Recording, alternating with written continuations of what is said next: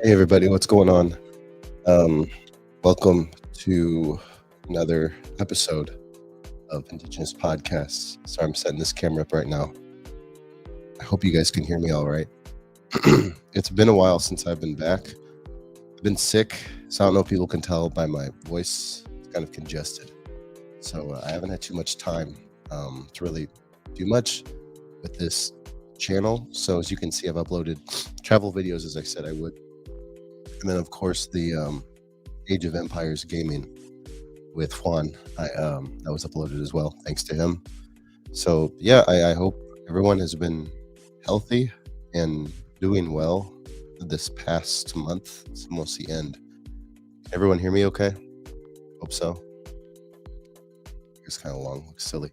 So yeah, guys, for this video, well, I plan on making content for 3 nights, so tonight and then tomorrow and Thursday.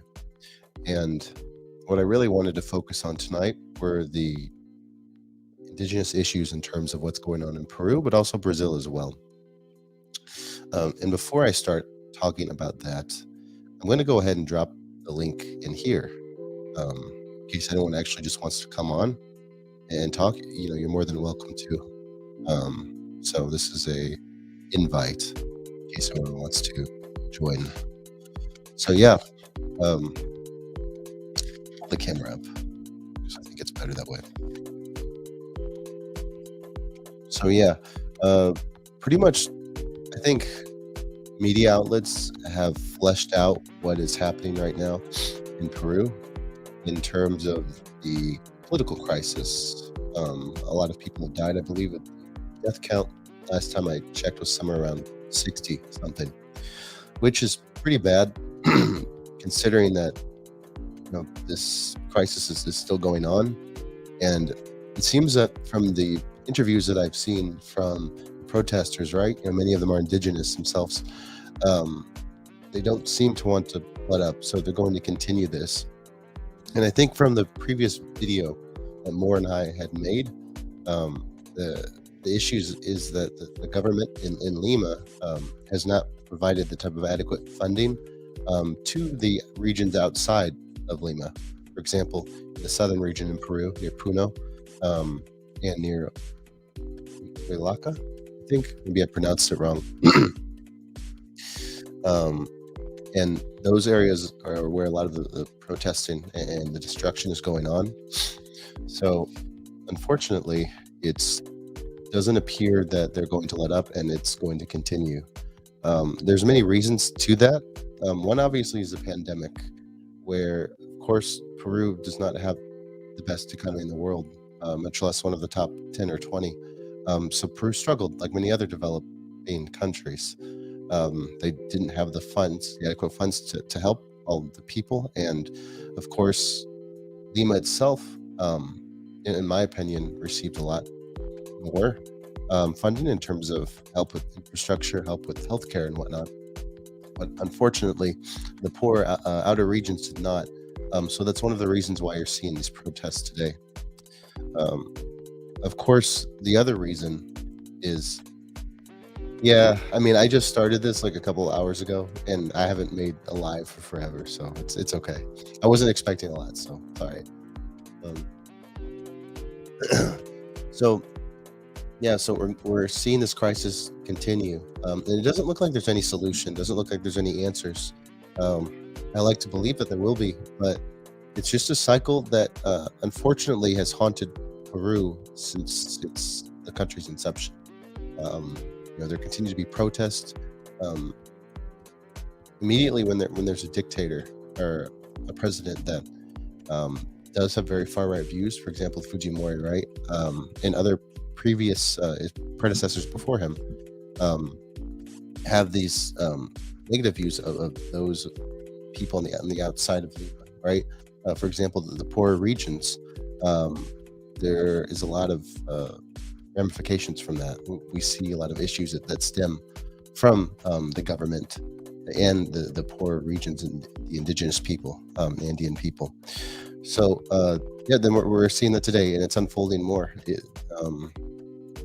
I don't think that a normal solution will help. I mean, you can always, put in another president, right?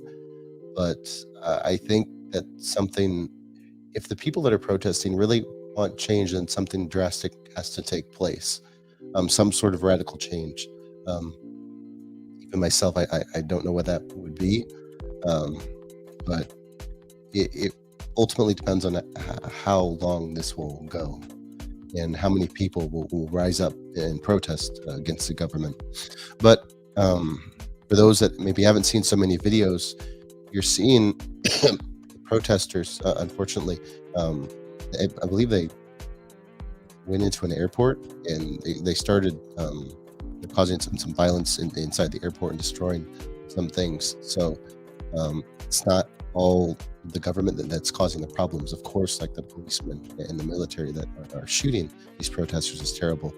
Um, there are issues stemming from the protesters also.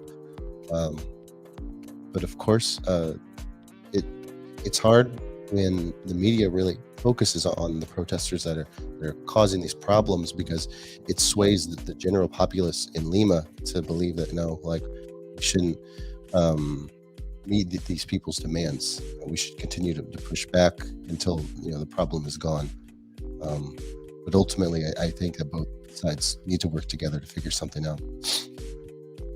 And just recently, actually, let me go ahead and share an article so people can understand a little bit more what I'm talking about.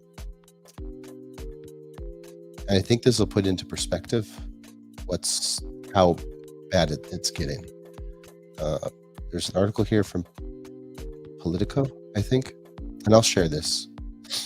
So, pretty much, the Peace Corps has evacuated its volunteers from Peru amid worsening political crisis. So that really shows you how bad it's getting. And they also, I think maybe we brought this up last time, that Machu Picchu has been closed down as well. So I'll read this quickly. The Peace Corps has evacuated its volunteers from Peru amid a political crisis that has included deadly crackdowns by the government on its citizens. Troy Blackwell, a spokesman for the Peace Corps, confirmed that the relocation, but not the destination. Sorry. Peace Corps Peru has temporarily evacuated all volunteers to another Peace Corps post, Blackwell said in an email. The safety and the well-being of the Peace Corps volunteers is our top priority. We're closely monitoring the security situation with local partners on the ground and the U.S. Embassy in Lima. A person familiar with the move, speaking on the condition of anonymity to discuss the sensitive withdrawal, said the volunteers are headed to the Peace Corps post in Ecuador. So that's good that these volunteers are able to move somewhere else for the meantime. Again, this time is indefinite, right? Because we don't know when it will be safe to come back. Again, as I had said earlier, these problems, they'll get worse over time, it looks like. The decision comes after popular unrest against the government that has taken over a failed December coup attempt by a Peruvian president facing impeachment. The South American country has had a politically tumultuous few years, cycling through several presidents amid various corruption and other scandals.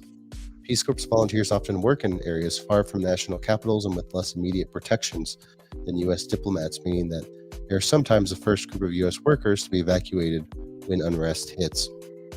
Though the U.S. has issued some travel alerts for Peru, there's no current indication that the U.S. Embassy in Peru, the U.S. agency, the international development officials, or any government agents are leaving the country. The Peace Corps has a long, though somewhat intermediate, history in Peru. Hundreds of volunteers cycled through the country between 1962 and 1975. When the program closed due to political and economic instability, it returned in the country in 2002. Analysis, fearful that the situation in Peru and the conditions that allow the Peace Corps volunteers to work there aren't set to improve. So again, it's people that are believing that this will continue to escalate this problem. The government has doubled down on the crackdown, said Joe Murray Burt, professor of Latin America Studies at George Mason University. Things are going to get worse before they get better. But ultimately, I don't know if things will get better. There's no time frame of that. So that was the one issue that I wanted to talk about today. The second was obviously the problem in Peru, right? And Brazil, with the Yanomami. Let me make sure I pronounce them correctly, this indigenous tribe in Brazil, the um, Yanomami tribe. And they're being devastated by current diseases from gold miners in Brazil. So let me go ahead and share that article really quick with you guys, and we'll go more in depth with that, because I think that's something that also the U.S. media outlets really don't cover too much. So let me go ahead and turn this music on first. I don't know if anyone had any opinions on what's going on in Peru, or the current issue in Brazil. You're welcome to leave a comment if you want to. So give me just 1 second and I will share this other article.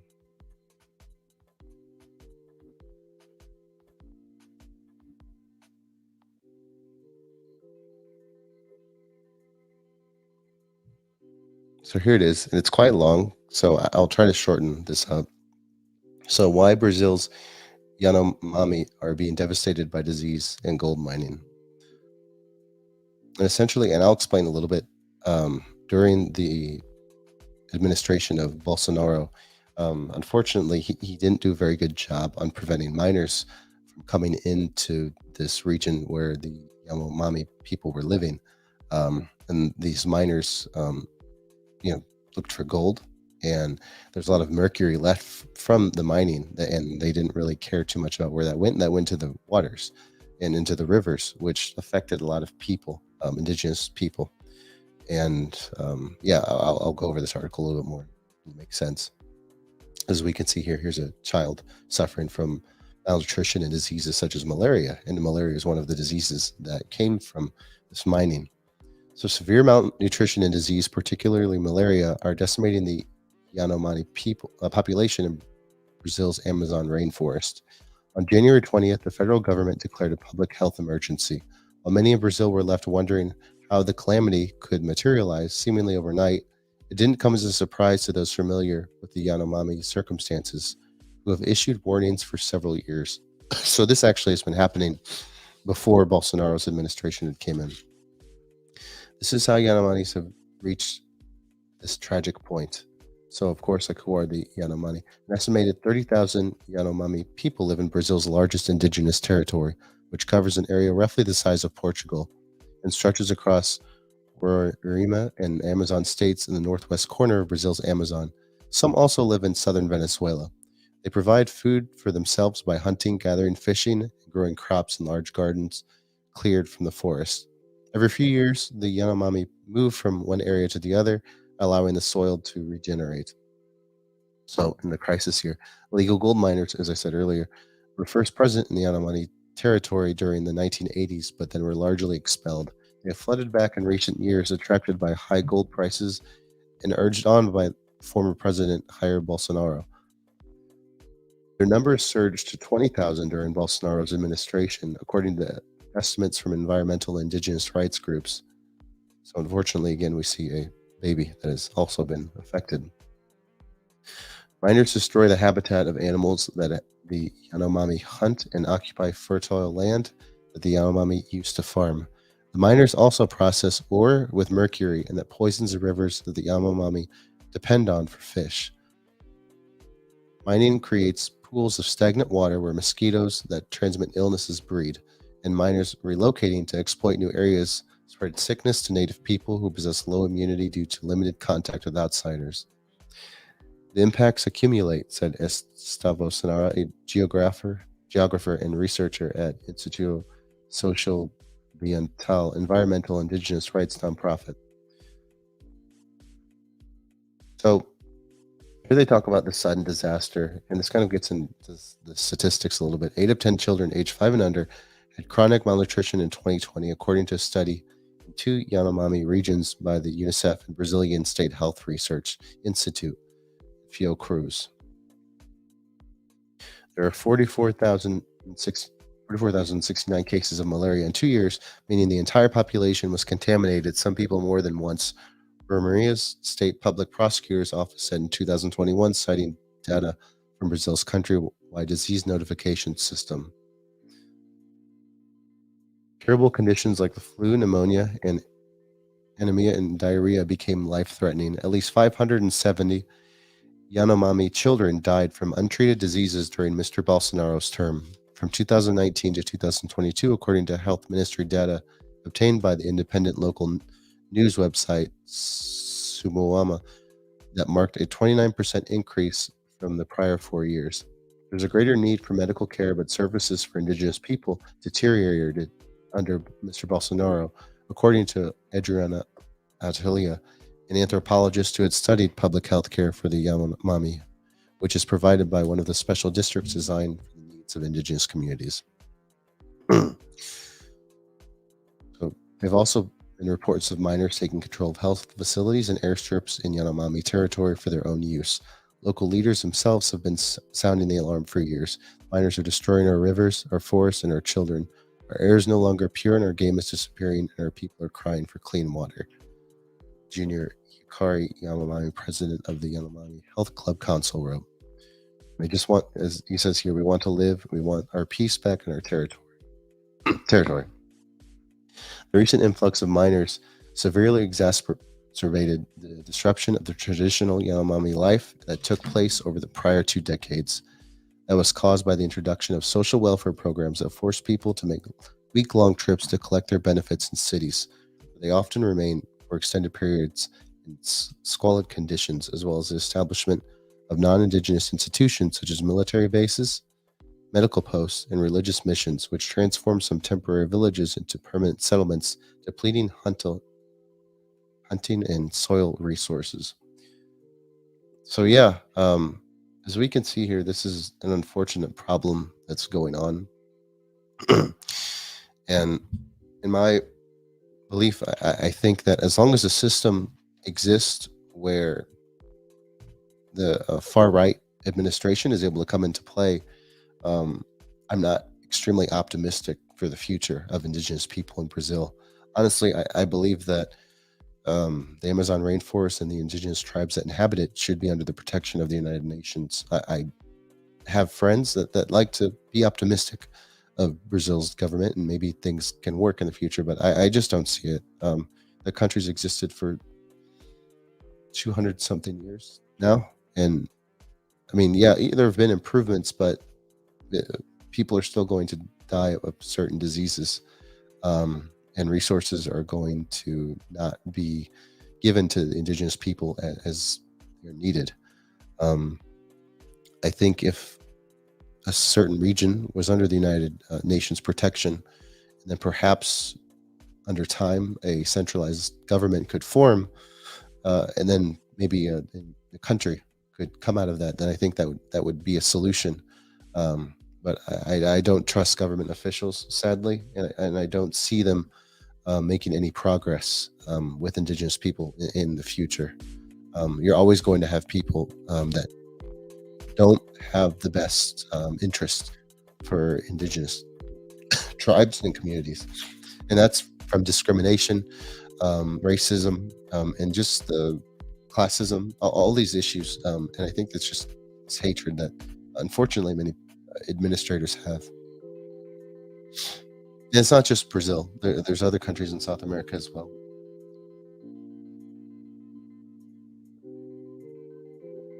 So I'll go ahead and read some comments here.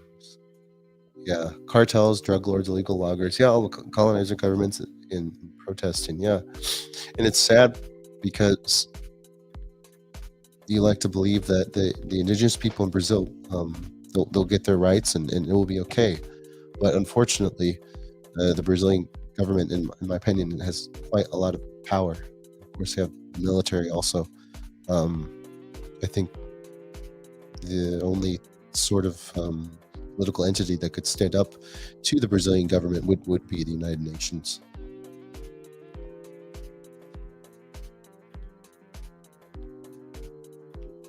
Yo, it looks like I have a guest. More. Hey, what's going on? I think your volume is a little, maybe. Oh, yeah. We want to work on the volume real quick so we can hear you. Maybe now?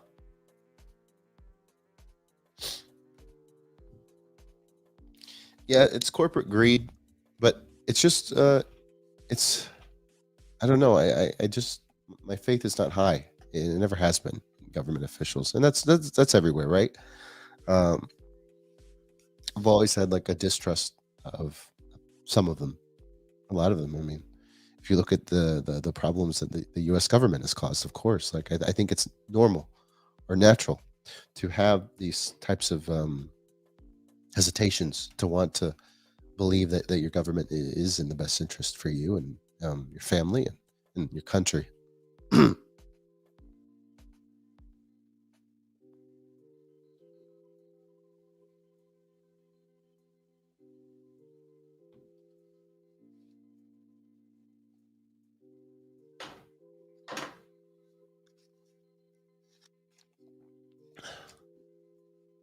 One more. I think maybe it seems that your volume is still. I remember last time Hey, Hey, now I can can you hear hear you. me now? Yeah, I can hear you now. Hey, I wanted to say hi, and Hey, also more. I kind of just tuned in, so I'm not quite sure what's the topic. Oh no, you're good. It's a good thing you came in because I was talking. Well, the second thing was about Brazil and just the current issues with like indigenous tribes, right? And what will the future be for them? Because I believe that unfortunately, it just everything that I see in the news, it seems that they are at the mercy of the government, right?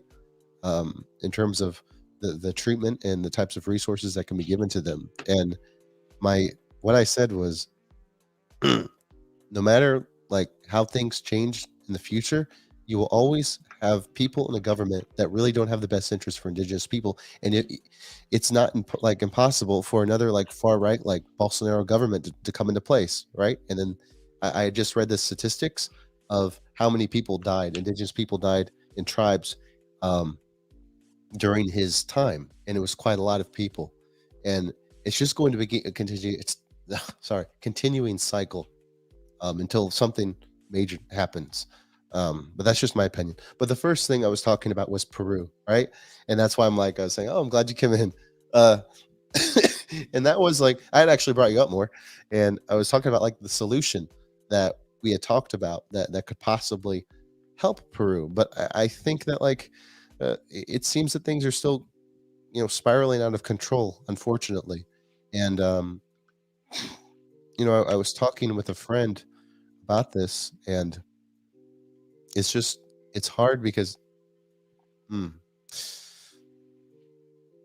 the, the protesters I think are kind of seen in maybe a negative light by not just under the media but under the city of Lima, with like the metro area, right? To where it's hard to hmm, it's hard to see like action from like the demands met by the protesters when the population in Lima that has all the power doesn't really want to support that because of what they're seeing, right? But there are people that are protesting in Lima. That I'm not trying to take that away. Um, but I really liked your solution more about what you said, and I think that someone who works in Peru should listen to what you're saying, man, because it was very smart. Um, because I it's hard to continue to like watch things go more insane, right? And that woman, what was her name? Started with a B. The current president of Peru. Oh my gosh, I can't think right now. Um, Beluarte, Boluarte, yeah, Beluarte, yeah. Boluarte. She, I think, the protesters wanted elections to happen like as soon as possible, but she said she was going to stay in till 2024. So that means that that's just going to make the protesters even more mad. And it seemed that like the interviews that I saw from the protesters, they aren't going to stop. They're going to keep going. Like it doesn't seem that there's no end in sight. So unfortunately, more people are going to get shot by the policemen, by the military. Um, but I don't know how much of the outer regions of Peru are in support of this protest to where they want to see the type of change that they want to happen, right? Um, so do you think that this protest will eventually like be quelled and things will settle, or do you see it ongoing?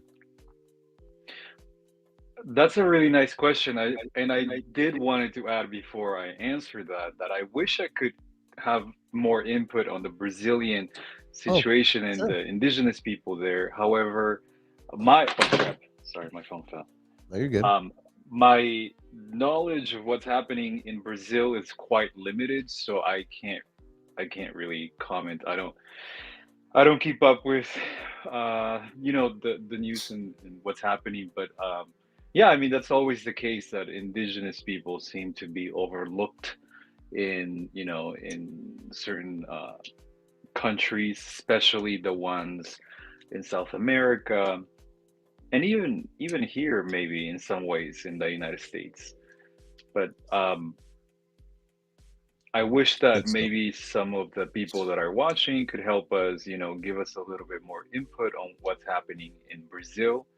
Like I said, I honestly don't know, but I can guess it's not that great. Wasn't there, and I will go back to the Peru situation. I have a lot to to say, so I don't want to overwhelm the conversation right away.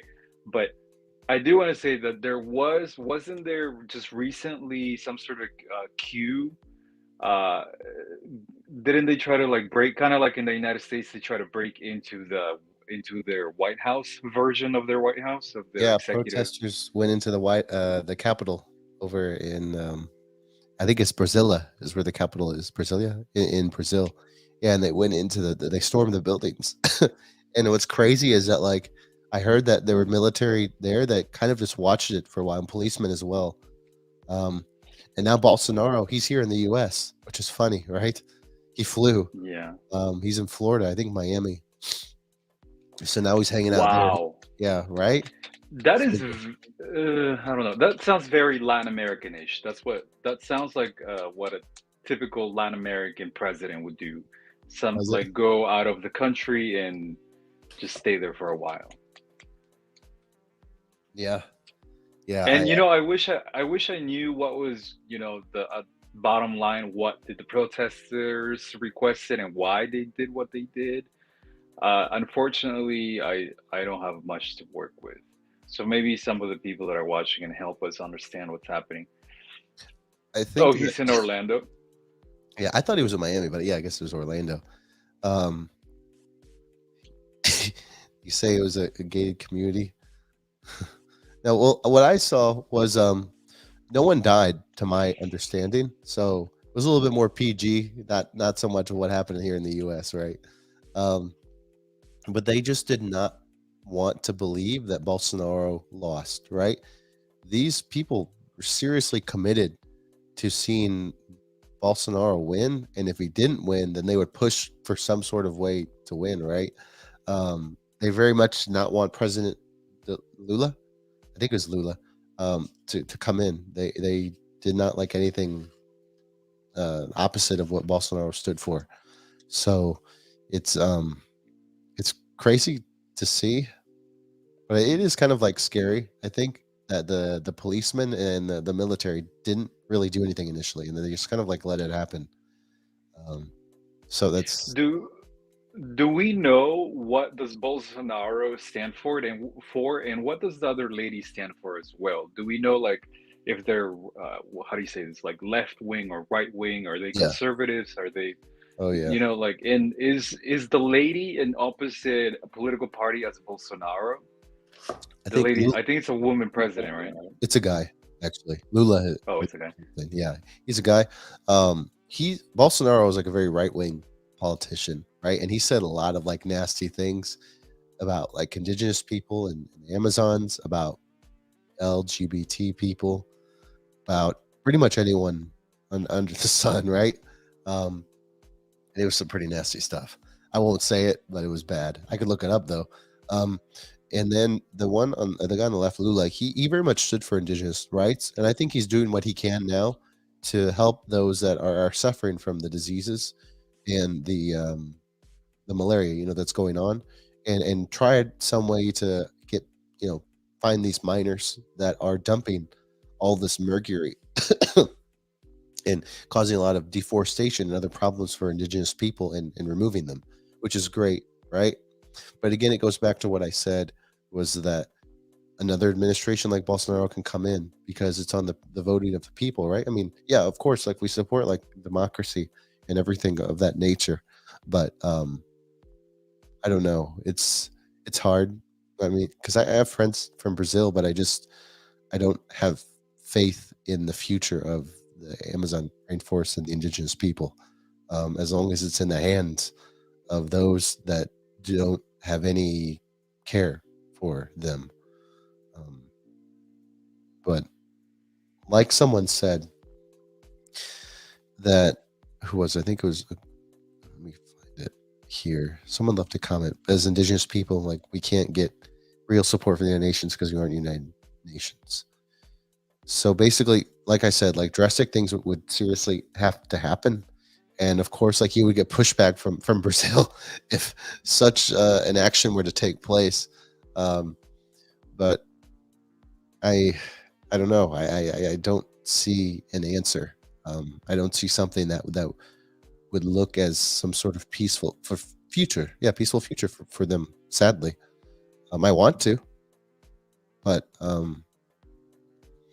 no, I I don't see it with government officials. As long as, like I said, as long as there's government officials that don't care, then there'll be problems. Um, I thought this was very interesting because I feel like, unlike North America, especially like the United States, Mexico, Canada, I think that South America has a very peculiar situation because they have such a thing as the rainforest, right? So the rainforest is not just a flat land with a bunch of trees, but we have like habitats and just diversity of life cohabiting in the area, and just a lot, even plants, right? Plants too, like a lot of the ancients will know how to use a plant for the remedy of of some sort of illness or disease, or like all that knowledge is there. So it's quite, it's crazy how there's so much responsibility upon the governments such as Peru, Bolivia, Brazil, Ecuador, Colombia, Venezuela, because all of us, all those countries have some piece of the Amazon.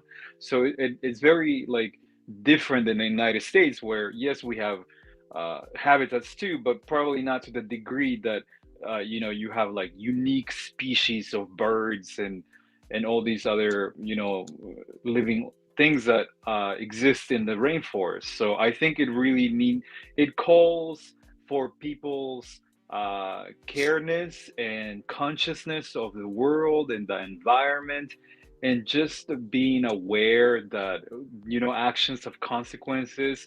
I think that it's objectively true that there is deforestation happening, and it's like not enough trees, I think, are planted to supplant those trees that have been cut down, right?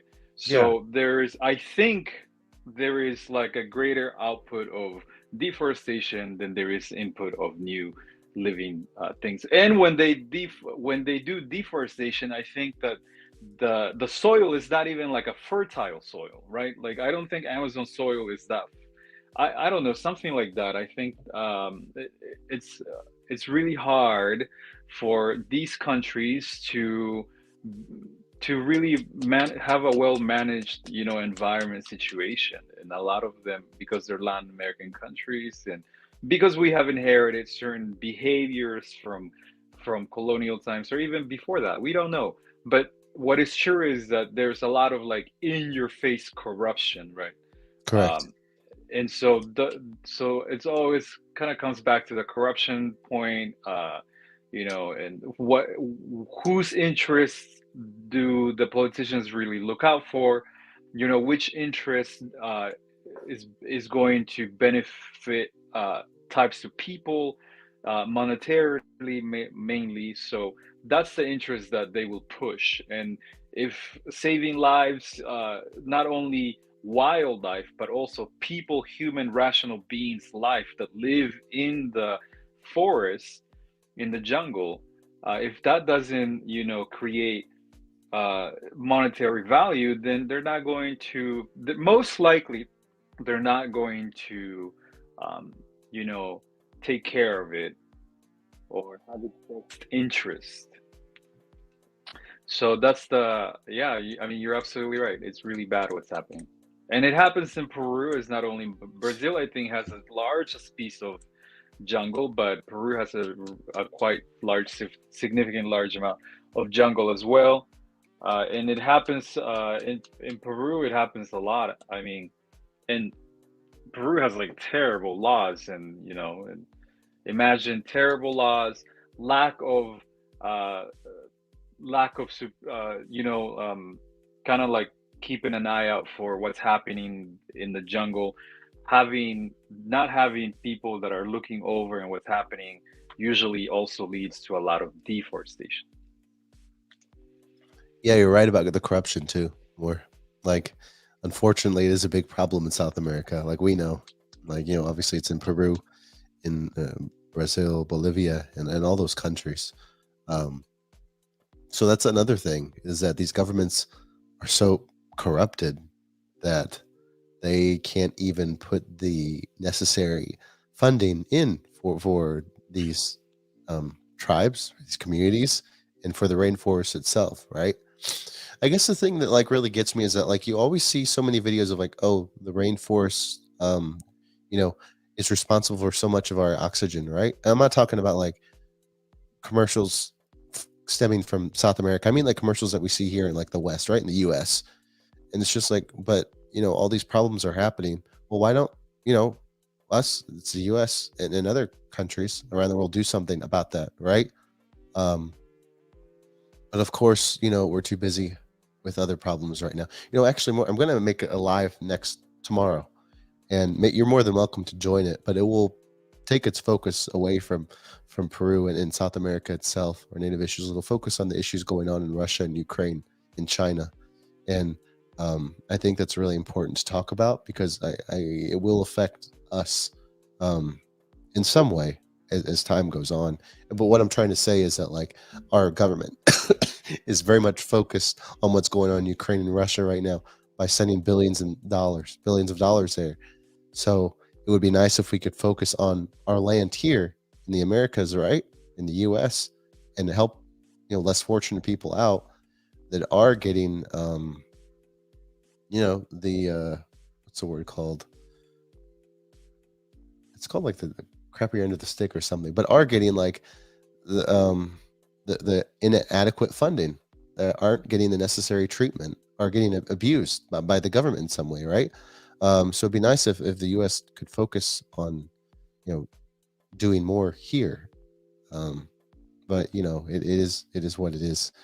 Um, but yeah, I think that uh it's could be like, even I don't want to say worse, but I think that most of the problems that we see with the Amazon rainforest and the communities do come from what's going on in Brazil, right? But I had recently made a video about not just miners but also ranchers in Colombia as well, and how the treatment of indigenous people in the rainforest from these miners and ranchers is not very good. And these what are they called? Rubber planters. So they find rubber in the Amazon from the trees, and they abuse the indigenous people that live there. So it is. You're right. It's not just Brazil. It's Colombia and other countries. But Yeah, I think adding to what you're saying, I think that the South American situation is a real situation because I think even Chile, I think in 2021, there was a huge protest because they increased some sort of entry to a train or usage of a train or something like that. They increased it by like 30, 50 cents, and you would think like, oh, that's nothing, but it really highlighted how many people could actually afford 50 or 15 to 30 more cents, and how many people that it became a lot for a certain type of people. And that, like, being able to highlight that sort of difference, that 50 cents could be like overwhelming to a set amount of people, it set them ablaze. And what happened is that they ended up protesting, and I believe they destroyed properties and things like that. So even Chile, which is probably one of the best countries in South America, has been facing a lot. That's kind of recent. 21 is recent, or maybe it yeah, was 22. I'm not quite sure, but that's still in the vicinity of 5 years. Uh, Argentina too has been going through some protests. I think that the lady, there was a woman president, and she is, I think, either currently in jail or in the process of being in jail because she did like money laundering or some other crime of that sort. Bolivia also is going through some things. Their president, he left, right? Didn't he flee the scene? He left he left Bolivia and went to somewhere, Hmm. and there was like literally no one to take over the executive branch. So some random lady just Yeah. said, "You know what? I'll do it." And I think she was like religious too, so she literally snatched, I think, the presidency from Bolivia. Then Peru, we all know what's happening. I think we do. Most of us know what's happening in Peru. It's quite terrible. In Ecuador, there was also around 2021. There were a bunch of protests, and actually, I haven't heard much of Venezuela. I know that's not true. Venezuela, are they still going through that huge poverty situation that's happening over there? Inflation, I think something really bad's happening in Venezuela, that a lot, like 50% of Venezuelans are leaving their country and going to like all these other countries, including Peru. I haven't really heard much about Colombia. Yeah, you're right. New Venezuela is president. definitely. Sorry, what'd you say? Oh, I'm sorry. I was reading the comments. Somebody said Bolivia has a new president. He's a popular leftist. Yeah, yeah, I know who you're talking about, the woman, Gian Inez. She was the one who, Hmm. like, helped start that coup, right? That coup was really weird, right? Because they said that that was funded by, like, other countries, foreign countries, so there are other countries that were supporting that coup, which is, like, really scary, for Bolivians, right? But yeah, now they have a pretty good president, I think, installed, or I think he's okay. Um, but yeah, going back to Venezuela, it's still pretty bad there. People are still fleeing. Like, what's crazy is that they said a lot of the refugees and those that like flee their countries from like that end up on the Mexican U.S. border. A lot of them are Venezuelans and Haitians. So it's pretty crazy to see. Um, and some from Afghanistan, which is insane because that means they found their way from Afghanistan and made it all the way to Mexico. Um, but yeah, that country's still in a lot of political turmoil. Like I heard that the inflation is so bad that it's just finding good like food to keep you like finding groceries is just insane. Like it's not even worth going grocery shopping. That's how bad it is with inflation. Um, but yeah, that's the problem of that country. I really my knowledge of that country is actually pretty limited. Um, but yeah, I think I was also going through Yeah. some limits too. But So now we can safely shift to Peru with a little focus in Peru, if that's okay. yeah, Um, unless some of the commenters have something to say that we can probably talk more about. Somebody says, yeah, he wants to nationalize the mining industry in Bolivia because all the high tech lithium and other ores the sharks might come for. oh, I don't know if he was referring Yeah. to the current president. And Yeah. yeah, I think that's there are certain situations that are particular to South America. One being the jungle, right? Two, having the Andes. Now, the Andes are always going to be not only by foreigners, but also by the people that live there, a target for mining.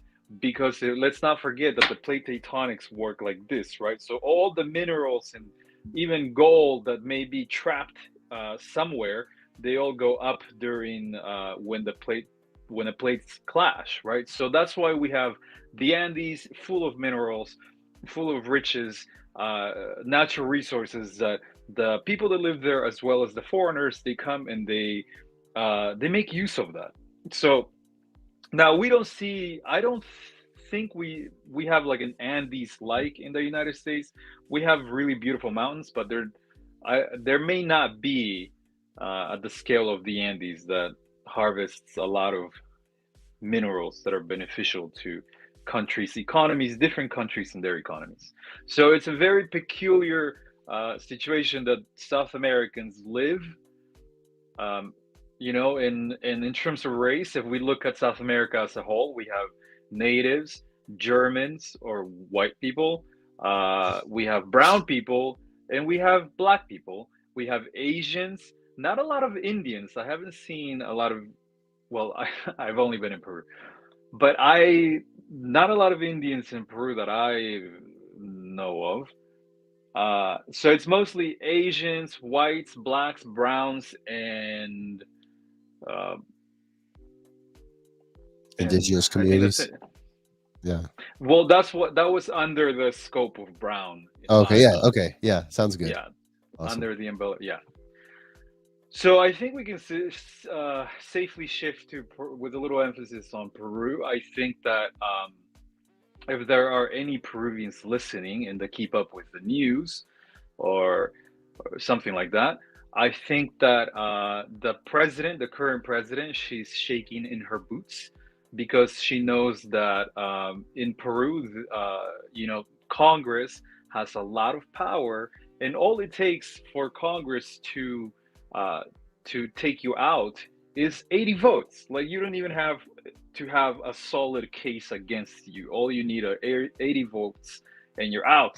And that's what happened to Pedro, right?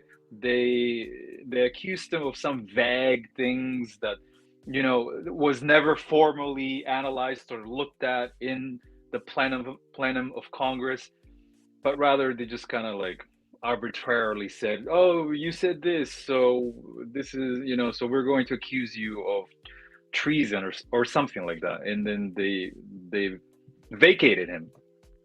So I think that the current president, is shaking in her boots because she knows that Congress can do and will do anything, and because apparently in Peru, democracy is a scale of two powers, whereas in other democratic nations, democracy is weighted by three different powers, right? But we don't have that in Peru, and I think it might be mostly because of corruption, which favor they make favors with each other. I'll elect you, you're going to oversee what I do, or you're going to ignore the things that I do, or the way that I vote, or the laws that I pass, because I'm giving you your position. So it's a lot of favors, like I do this for you, you do this for me. So the judicial branch is almost non-existent at a government level. Like there has not been a case where Congress and the judicial branch and the executive branch have come head to head, and I'm sorry, the executive and the legislative branch have come head to head, and the judicial maybe resolve the situation. There has never been anything like that. The judicial branch is always quiet. They have their own corruption going on in their branch, and they don't create this balance of power. Right now it's just Congress, executive, Congress, executive, Congress, executive. Congress has more power, so executive. There is a way to end this, which is for that lady to get her prime minister, send him to Congress, and say, "Hey, here is a law we want to pass. The congressman will reject it. You get rejected two times, and you can shut down Congress. That's all it takes." But I think that either one, she's scared in her boots, or two, she has some sort of agenda that maybe she is not, explicit. Why is she not doing that? It's crazy because you hear what's happening in Peru, and like almost everyone, almost the entirety of the nation, the first thing they say is, "We want change. We want change. We want." And what they mean is they want a system of standards and a system of living that guarantees a level of dignity of their lives, that when they go out on the road, they're not gonna randomly die out of some sort of crazy accident because the infrastructure is so bad. So I think that underlining everything, what the people are seeking is just a better life and a dignity for their consciousness, their identity, and their livelihood. It's so bad over there in terms of infrastructure too. So three things, if you let me. What do the people want? I think. I mean, we can go all day and say, there are infiltrated groups within these protests that are causing, damage and all these other things. We can say that, but nevertheless, we can also say that there is a large amount of people in this protest that want some sort of change. They desire that change. What does Congress want?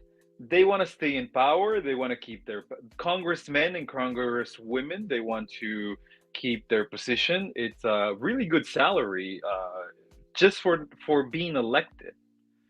Literally, for being elected, it's a really good salary. And a lot of people, there have been a lot of cases where congressmen they haven't even gone to school and they present like a fake college bachelor's or something, and they news outlets and things like that, they will investigate, where's this college and where did you get your degree.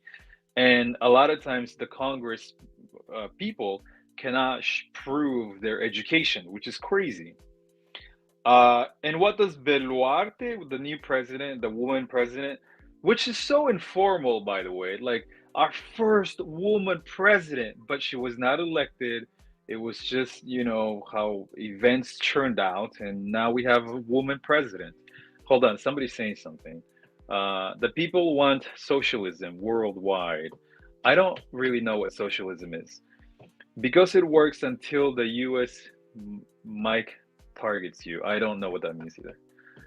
Any indigenous groups in Brazil have EZLN type movement. I don't know what that is. It's like a indigenous, like rebellious, like against the government type of group. It happened in southern Mexico, I believe.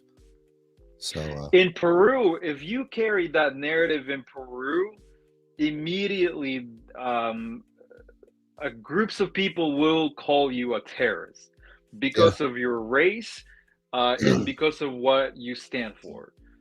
Immediately they will call you. I'm not saying the entirety of Peru, but certain types of people will call you a terrorist for wanting dignity for your life, for wanting equality in the eye of the government.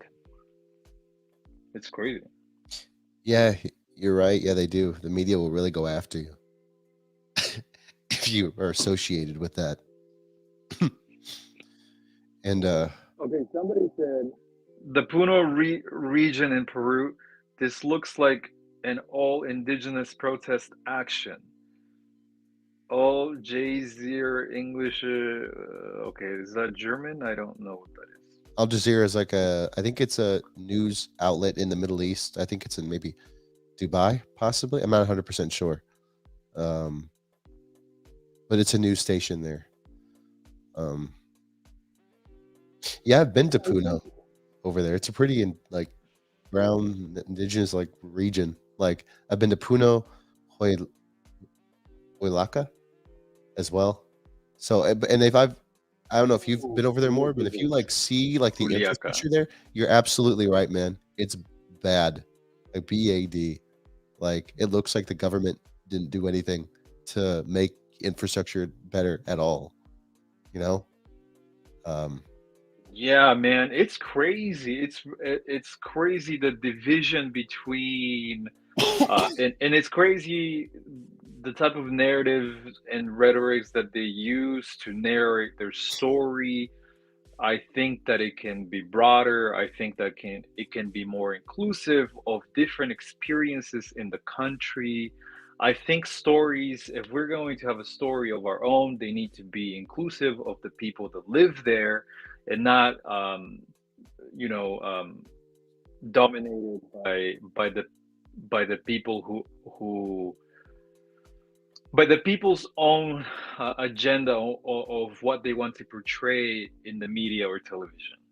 I think every voice needs to be heard and listened and represented in television, and that usually doesn't happen in countries like Peru. And I can honestly only speak for about Peru because I'm a little bit I'm well acquainted with Peru. Yeah, definitely. Like, I don't know. It's rough because the interviews that I watched from these protesters, they were saying that, like, these types of abuses have gone on forever, and we're done with it. Like, we want change, and we won't stop until we see change. Um, so they seem very adamant on this starting to continue. I mean, yeah, continue. Like, they won't let it stop. They're just going to keep going. Um, I don't know. Like, it kind of reminds me a little bit more about the Tupac Amaru rebellion, a little bit, right?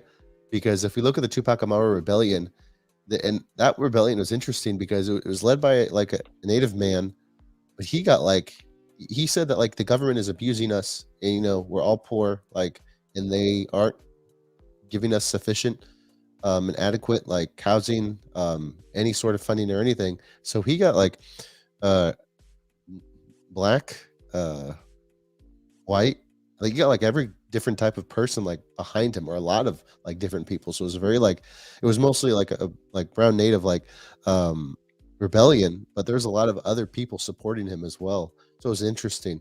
Unfortunately, they lost, right? But it kind of is reminded me a little bit of that.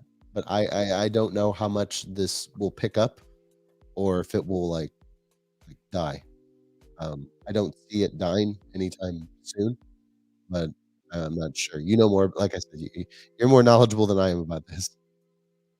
I hope that something positive happens. That something positive it will be the outcome of this. I mean, definitely, it's really tragic to see that people are dying because they want change, and usually it's easier to say I want change, but if you define what you mean by change, I think that when we look really closely, it's that people really want a system of government that represents their identity, and they want their identity to have dignity, and you create dignity by creating an infrastructure that works for the people, that you're not that for your safety, for your livelihood, for your happiness.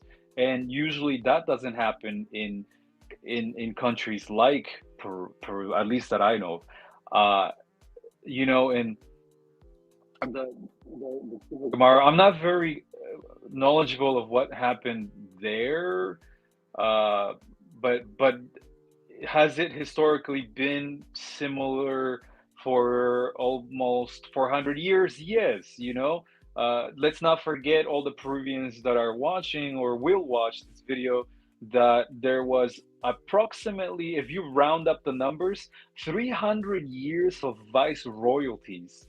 300 years. That's more than the time that we have had democracy. There has been almost 300 years of vice royalty in Peru, and Yeah, they gained independence in 1820. And the ones who declared independence weren't even like the brown people or the Americans of Peru, but rather it were the the Spaniards. Argentines. It was some sort of Argentinian guy, right? Some sort of Argentinian guy who came in. I mean, Simon assuming Bolivar. that all of that is historically accurate, we're relying on the accuracy and of historical events.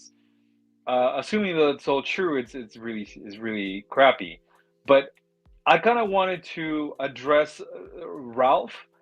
He said, "Correct me if I'm wrong, but can the disputes in Peru be generalized as pueblos in the Sierra Mountains versus the government?" Then he says, "Or at least that's how the Peruvian media are portraying as." And I want to say, Ralph, I think you are very perceptive, and I think it's very amazing that you are noticing that and how the the media in Peru portrays problems and people. I think it's quite apparent that even somebody as yourself, who you're not Peruvian, right? You can see how situations are portrayed by the media. And I will say, I don't know if you're wrong, but I would say in addition to that, what really is happening is what I've said, that at the end of the day, there is a common uh, sort of antagonist or enemy that all Peruvians have. All Peruvians have, not only just the pueblo, or the indigenous populations in the deep jungle. No, it's not just about the people in the mountains in the Andes. It's not only about that. It affects everyone. It affects from actors and singers to television owners to people who are high up in the Andes, um, planting the coca plant, right? It affects everyone. And what do I mean by this is infrastructure. There's not a single place in Peru that is very well planned and developed. Everywhere you go, the infrastructure is lacking.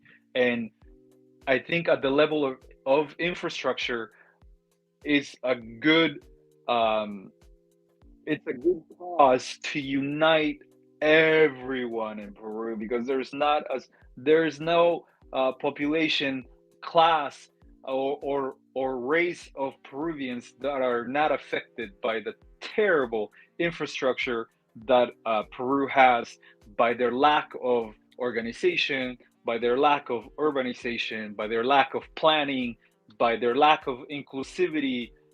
All of that affects all Peruvians. And I think that if there are any Peruvians that would be inspired by anything, would be, you know, see yourself beyond your economic status. A lot of times it's kind of like rich or wealthier people, or well-to-do people are more in favor of political parties such as the one for Keiko, or these other right parties, uh, because it benefits them, right? But at the end of the day, we need to realize if we had better infrastructure, even those people would benefit. Actors want to have gigs. Singers want to be able to travel around the country and perform in good and well developed stadiums or arenas. But who's going to construct the arenas? Who's going to construct the stadiums? And when these singers and they hit the road sucks. The road sucks. It's steep and it's narrow, and it's absolutely terrible to get to from one place to another. Actors, the economy sucks so bad, or actors barely. It's not like in Mexico where they have a whole industry of television. So even people like you would say like, oh, they can't be included in this dialogue. No, like everyone is included, absolutely everyone. And I think the ones that are most affected would be the indigenous people that live deep in the jungle, that a hospital is like 50 miles away, a school is 10 miles away, terrible infrastructure for schools and hospitals. So what I'm trying to say is, let's call all Peruvians, wealthy, poor, black, white, brown, all Peruvians, and even Asian Peruvians, right? Unite together to seek better infrastructure for the country. At least at that level, we can all agree on something. Oh, somebody is on. I like that. That was great what you said. Um, Dr. Andy, I know you're waiting for a while. Did you have anything you wanted to say about the current situation? I think the current situation that you guys are in is pretty terrible, you know. But you may want to forgive me. My internet connection is pretty fucked up, so yeah. It's okay. And I think I know who this is. Lucky. How you doing? Hello? Hey. Hey, Marcus, what's Good to going hear on? from you. It's been a while. Yeah, it's been a minute. Hey, man. Yeah, I'm glad you came in. We were just talking about this current things that are going on right now that um, I'm afraid will spiral out of control more. Um, I don't want to believe that it will, but I was talking with one of my friends earlier, and she doesn't see a solution. You know, Is and I have a question. Is sure, she currently living in Peru, like residing? no, Okay, she's somewhere else. She's not in Peru. She's lived in Peru for a few years. okay. Um, Yeah. I'm curious to see someone's opinion who actually resides in Peru. You know what I mean? Just have more insight. I mean, from my understanding, I believe everyone here is from are either currently living in the states or well, pretty much, right? That's what I'm I just live in the assuming. States. yeah, Yeah. you're right. I got family from Mexico. I don't know that much about Peruvian politics, but what I do know is that Peru is a Well, global hotspot for narcotics, if you know what I mean. damn, this guy has the he's playing Super Mario She playing World Super Mario. I heard like as Super Mario music. as well as his he needs to change his battery for his smoke detector. Hey, Doctor Eddie, Yeah. make sure to yeah, put the mute button on so the smoke detector sound doesn't affect the Oh, that's my neighbors, live. dude. Oh, okay. Maybe the Super Mario. I like the game, but just make sure to use the mute Too button. much noise, Yeah. background noise. I'm gonna go ahead and put you on mute just for now. You can unmute yourself whenever. Okay. Cool. I do like when to I say wanna something. I wanna Oh, ask Stephen. I'm sorry. He said, "Careful what you wish for in infrastructure. If the infrastructure only supports and Okay, turn it off. reinforces fossil fuels, it Thank you. won't matter." What do Ah, you mean by that?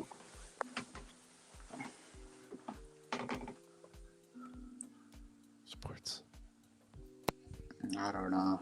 Yeah, Steven. So Happy to explain. yeah, But I got like old Super Mario games. Like the old school games from the 1980s and 70s, downloaded on my PS4. Even though I had to share it with everyone, believe it or not, I had to it's all share right. it. It's all right. But So, I just so want to yeah. say that. Oh, you finish. Uh, you're fine. Thanks. Plucky, were you gonna add something? I thought you were gonna say something else real quick as well. yeah. I just like to see some insight with someone who's actually currently living there, just because all the information I'm receiving is coming from the media, and I know how biased the media is, with Yeah, Peruvian media, right? So it's kind of hard to actually get a real grip on what's going on in Peru. I mean, you understand what's going on in Peru, but that's not the narrative that's actually playing out. It's just they yeah, completely like Peru. I'm not sure it's like this in every other Latin American country, but I just know notoriously for Peru because I'm my parents are Peruvian and I know how that culture and just how everything's run over there. They yeah, it's very like completely biased narratives. Um, but I'm just curious to see what like I just been watching a little bit. I just happened to caught this session with you guys halfway through, so I didn't really get all the information what you guys were uh, displayed when around the Peruvian topic, like with the issues with Peru, what's happening, the conflicts.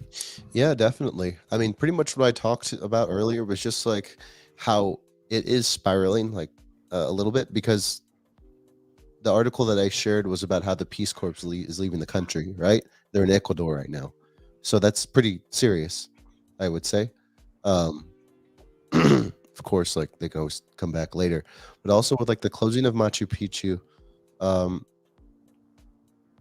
and discussing the issues of like the needs of the protesters, but also things that the protesters are doing that is somewhat causing some conflict, right? For example, I think that in Huilaca, they had taken over the airport or protests in the airport, but operations were affected. Um, so that was the side that the government was complaining about, right? Or the roadblocks. which is hard for like transportation because obviously like resources need to be delivered from one side to the other. But a lot of these roadblocks that are from the protesters Yeah. are bringing in problems. So that's what I was observing and what I This saw is, so yeah, far. but this was like during like the like kind of like as you know, right in the beginning of the whole state of emergency, right? It showed that they were still doing it. I can pull up the video, but it was from Al Jazeera.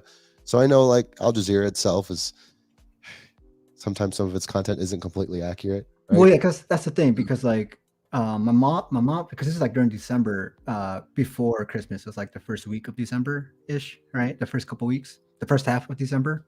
And my mom was there. My mom travels there back and forth constantly, and she was just there in December. And my cousins, who lives here in the United States, was born and raised like me.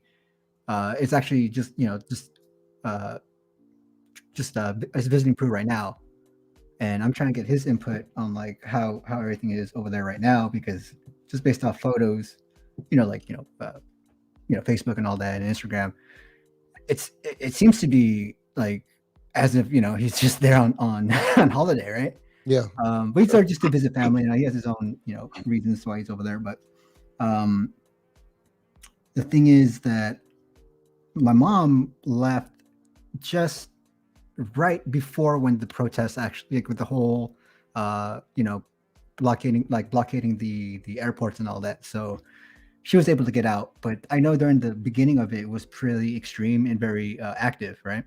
But as of right now, I'm not too sure what's happening, if it trickled down a bit, and I'm not sure if that's because of the media like kind of like not really covering it. But that's why I'm asking with you guys, like all the information that you guys were displaying. I was wondering if this is kind of like recent news, or is this like from like information, like this is from like the events from like in December. Yeah. uh So this excuse me, getting over a cold. This article, I'll share it really quick. It was a Peace Corps one, right? Yeah, This sure. article came out on the Mhm. 31st, which is today. Is this where is this taking place? Are you guys talking about Brazil or per? Peru. Peru. And I think Peru might be the next Venezuela. Plucky wanted to know about maybe. In like, are these protests recent? are you asking me what I'm asking? Yes, these protests are very like it's literally happening right now as we speak, Because I know. and it's been happening for over 200 years. Okay, okay. Yeah, I see it on CNN. No, but like Yeah. no, but like the whole escalation with the impeachment of is it Castillo, right? Yeah, Castillo. So with the whole impeachment, I know there was like a 30 day state of emergency. I'm assuming that's already kind of over now because now we're like 30 days in January, and this is like in the beginning of December. And I know at the beginning of December with the whole state of emergency, that whole escalation at the beginning of it was being covered, and also a lot, being aware, and also because my mom was just there in Peru when this was all happening, and then she came back out here in the United States, and now my cousin's in Peru, he just left like about a week ago, and he's staying there for like about almost, I think, be there for a month, I think. And he didn't really see too much. Yeah, that's what I'm saying. Like it's a bit like I'm trying to understand what's happening down there, which is the reason why when I first entered this conversation, I wanted to ask, like, is it possible to have some type of insight from actually people who are actually currently living there to give us some insight on like what's really going on? Because most of the information we're getting is from news sources, which obviously can change the narrative, especially with Peru being notorious with being biased narrative, kind of similar to how Fox is here in the United States.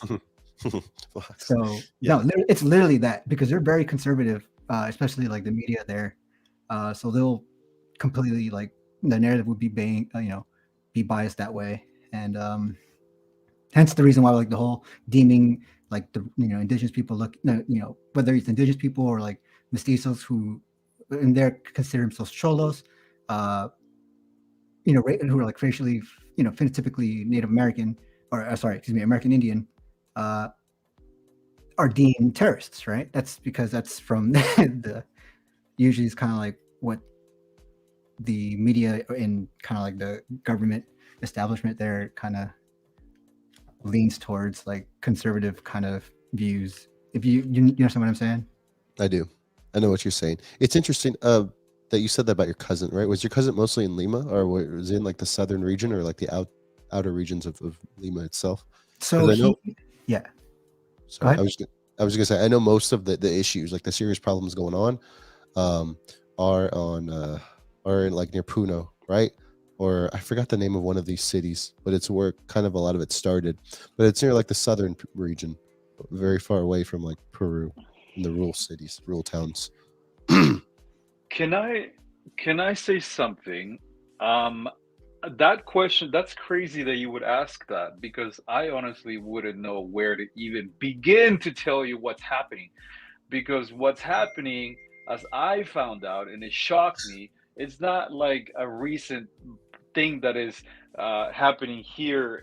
I mean, there in Peru, it's literally been happening for 200 years since Independence Day.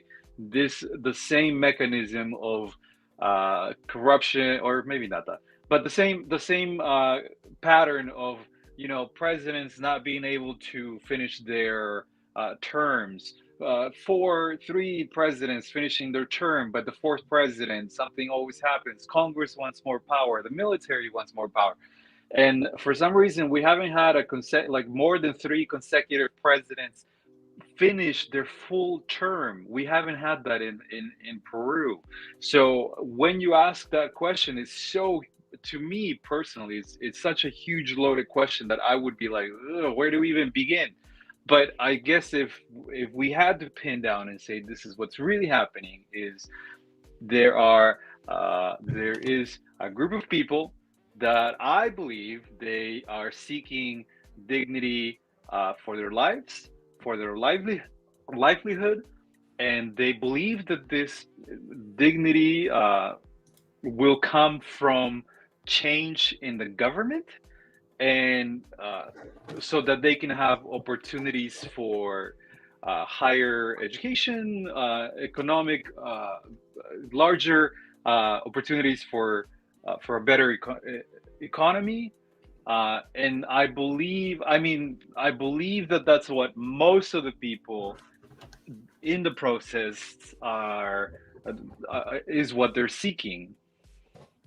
Uh, and we can probably investigate a little more, and I don't know, maybe there could be groups that have infiltrated themselves, but that's really hard to pin down. But before I continue, I just wanted to say that Kat Terrell, I think it's really cool that you knew exactly what I was talking about. I was talking about schools, hospitals, and roads, to answer Stefan. And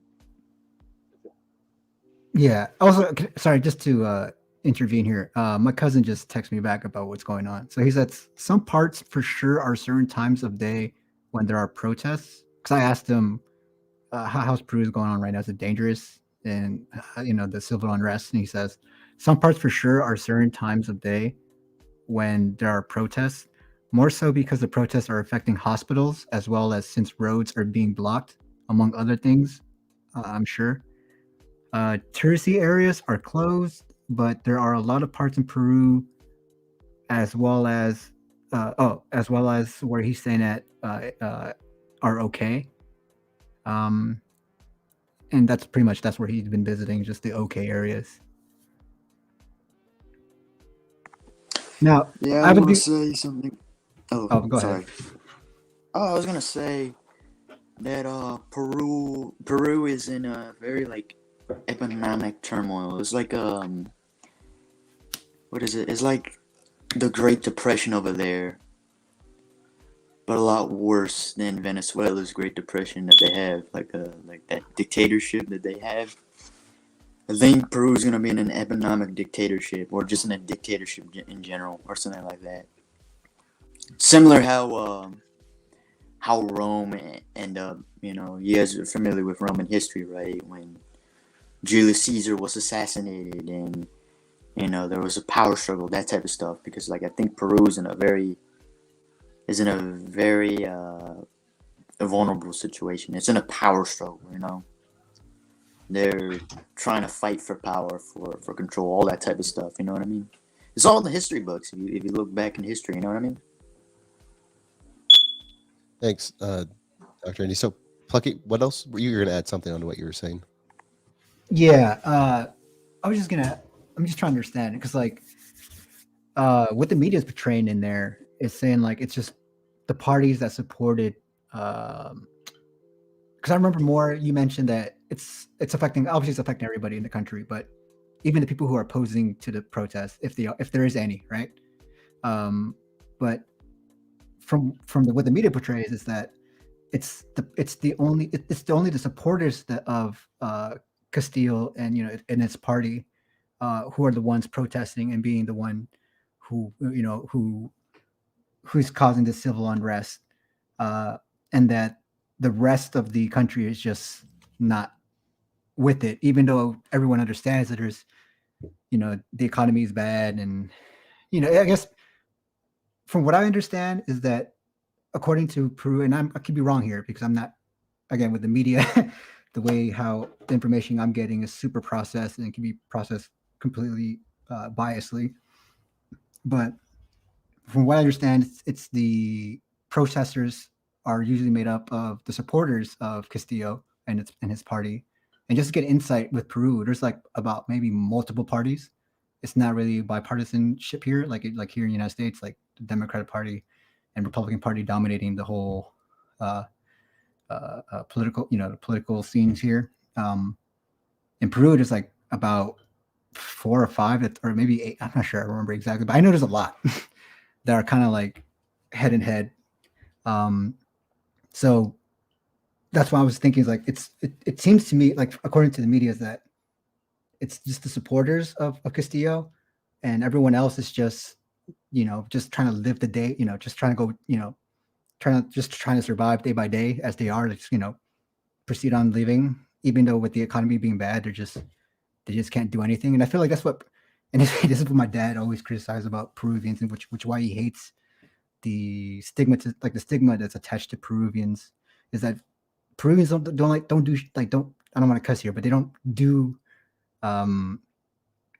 they don't have the ganas to do things. They don't have they just kind of fold and submit like the people, even though there's people who protest, but like the majority of the people, Yeah, and like the especially with like the middle class there, they have more of an incentive to just like not to because they're not necessarily as affected as compared to like the poor people.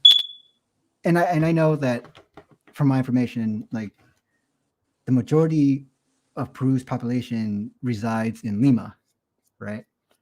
Whereas compared to like the other pueblos or even major cities throughout throughout Peru, throughout the country, it's a bit different, right? So I'm not too sure who to believe.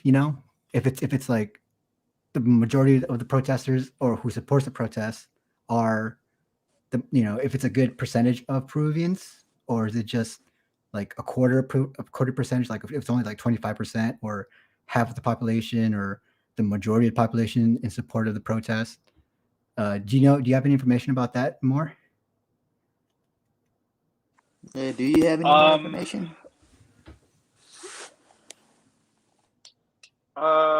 Okay, let's see. I don't think I have precise information, but I do agree with you that a lot of the what's his name? The Pedro supporters are also involved in the protest. But yeah, And I know it's been it's a going on lot. for I mean, dude, I know like Peru, it's been civil unrest for like how many past couple of years, especially with the amount of presidents we have. Like what's the guy with the Fumi? I forget what's his name. With that song, the song with Fujimori? no, not Fujimori. The song with it's a recent one. Fuck, what's his name? Let me look it up. Sorry, just about. I'll come back. Try to think of that song that you're talking about. But yeah, sorry. With So market. with Martin Vizcarra. Is that his Yeah. name? Uh-huh. Like like the whole like even up since I remember since even then like it's been uncivil arrest like with the whole scandals they try to make you blow up and everything and the whole I think he believe he resigned, right, or he got impeached. Yeah, he got impeached by Yeah, four by 80 80 but that's what I votes. meant. That's all it took. Like I understand like there's this problem is not just started with Pedro Castillo. This problem existed for already. Some people can argue it existed within the past couple of 200 years. years, and some people can argue it existed since the dawn of time, right?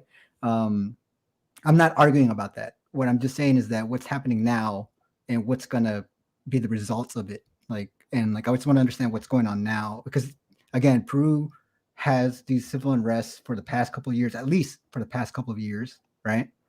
With the amount of presidents within like what 5 to 6 years, right, or something, or 8 years. Um, that that's a symptom of like yeah, there's something going on in Peru, like something's not going. There's something wrong there, and with Peru, the people like it seems like they got so accustomed to that, and they just I don't know. I just feel like it's kind of difficult for them to, based off from what I'm understanding with the media, with like how it's only like about a certain like it's like a minority group that's protesting, and that's what the media is trying to portray in Peru, right? It's just a minority group of people who are protesting, causing all this. Um, I'm not saying I agree with them. I'm just saying this is what they're displaying, and I'm not sure if that's true or not. That's what I want to make sure what's really going on down there, because I feel like it's Um, time for me personally, like my opinion, it's time for Peru to like stop being lazy and or the people who are accepting like the economic turmoil and just do what what Peruanos always been doing, just fucking like submit, just actually do something.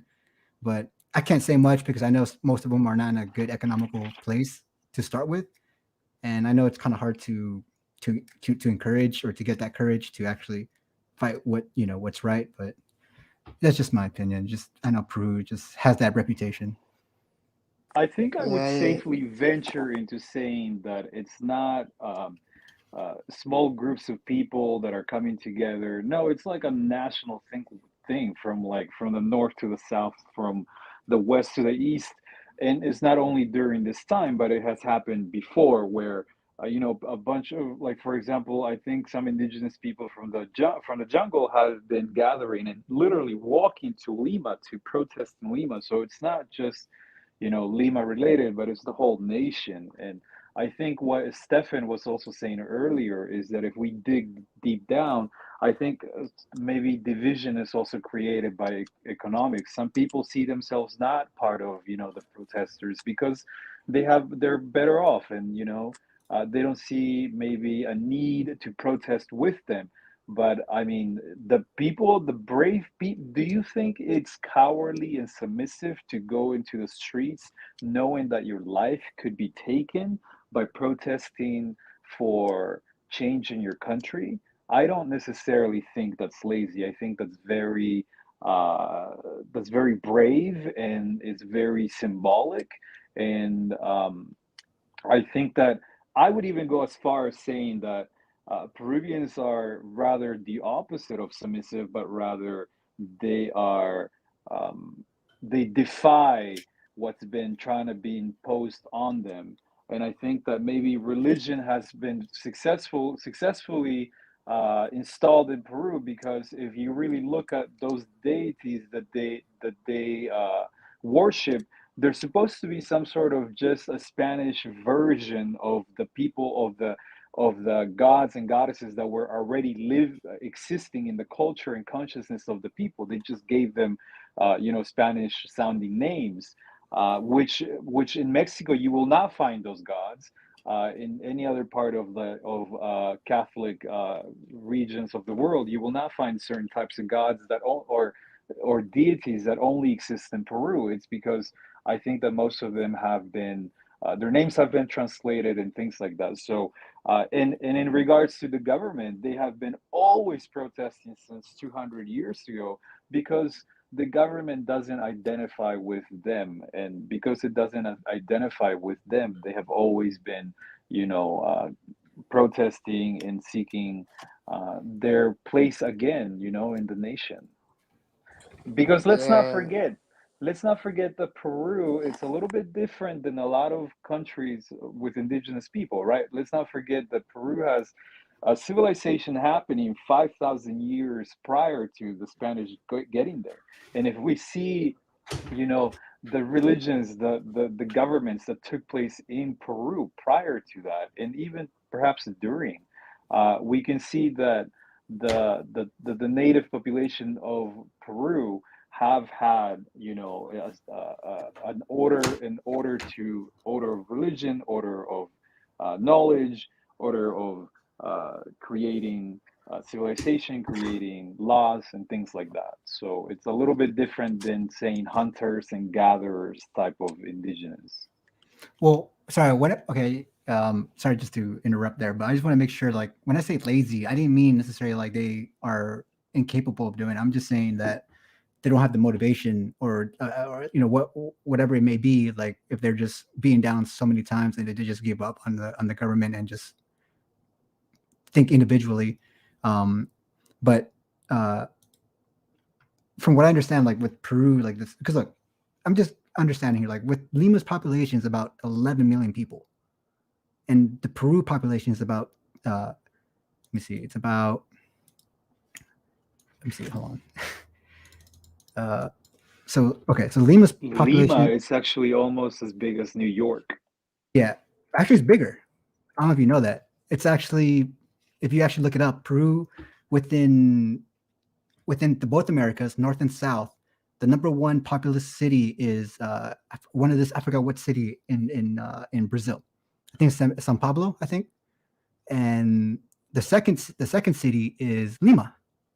So it beats it beats every city in the United States when it comes to population. So Lima has about 11 million. According to their census, it's about 11 million people. The whole entire Peru population is 33 million. And that's pretty much simple math. 11 over 33, that's 1/3 of the population. Now, I understand that there's people who are, protesting who are coming from, the more rural areas, whether it's the Amazon or the Sierra, or maybe parts of the Costa, up north and down south. But the majority of the population is within the, like a good chunk of them is in Lima. And I'm just curious to see, like, why, how come the majority of them are not doing anything about it? Or I could be wrong. Maybe they are doing something about it. But if it is, from what I understand, if there's the majority of the population of Peru are actually protesting about it, it will be bigger news. But it seems like it's not. You understand what I'm saying? Like, I don't like. I'm just want to make sure if it's a majority of the population that's protesting, or is it a minority?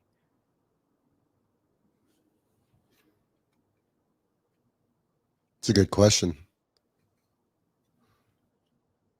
And that's what that's why I'm always concerned with, like, oh, nothing's gonna get done because the majority of the population are just like okay with the status quo and just it is what it is, that with that mentality, even though their economy is dropping down, with what used to be 3 soles or 3 soles to the dollar, now it's like 4 soles to the dollar. And it just, and then many of them actually, and also part of some of my family are fleeing to other countries like Italy, especially Italy, like a lot to the EU's, Spain. Italy is the main migration, from what I understand, is the main migration destination, just because of how bad the economy is.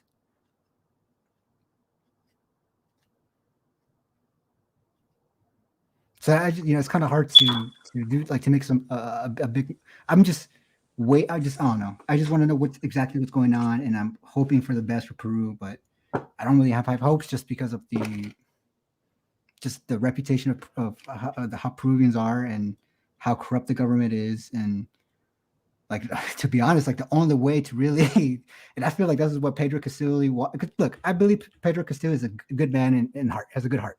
He has good intentions and everything, but he's not politically skilled to handle these things, and with his party, and especially how it's like you don't need a good heart. You need like a lot of people with good heart to overthrow the government, the corrupted government with Congress, right? and it's very difficult to do that, especially when you have like the majority of the government who can easily, impeach you with like you said, right? What's happened with Pedro, and the only way to actually overthrow it is just I think you need to get the majority of the people to be on that side, to overthrow the Congress and reform it, or physical dispute, like literally, like. But then if from the protest, it seems like that's a little bit of physical dispute, like a physical, altercation, like little physical conflicts. But it seems like it's not enough to make a change. For And change to happen. yeah, but if it could change happen if I'm assuming it's like the majority of the population are doing it, but it doesn't seem like it. And I'm this is just again just based curious. off. Yeah, go ahead. I'm just curious about like the whole situation though. Like, will it ever like will it ever end smoothly? Basically, like will they ever have I don't know, like a FDR moment or not? It's not gonna happen at all. You know who FDR is, right? You mean our president within what's his name, the guy in the wheelchair, right? I Teddy forgot his. Roosevelt? Yeah. Yeah. I don't know. Now with the Congress Yeah, being not in with the there. Congress. Definitely not with the Congress. um, Lucky, maybe you think this idea is quite I think outlandish. that Hmm? Sorry, we're gonna say more.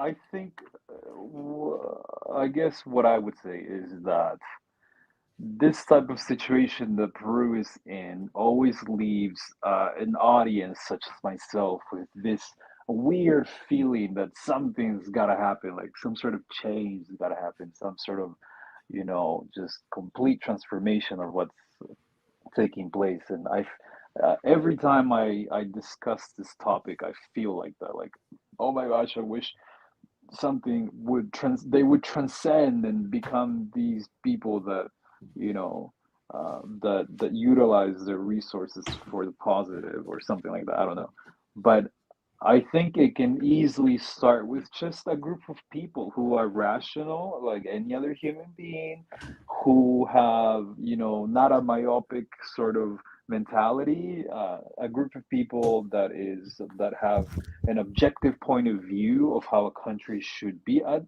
the least infrastructurally, right? At the least, I mean, we can worry about gods and goddesses later, but I think we can all agree that we need some sort of uh, infrastructure that is going to guarantee our lives and our dignity. And I think if we keep pushing this narrative of infrastructure, maybe that could be a way to unite people's mentality under a single idea that we can all agree with, that we need a good infrastructure, no matter if you're white, brown, or black or Asian. In Peru, what we need is a good infrastructure. No matter if you're rich or poor, we need infrastructure, because not even the rich escape the shitty infrastructure of Peru.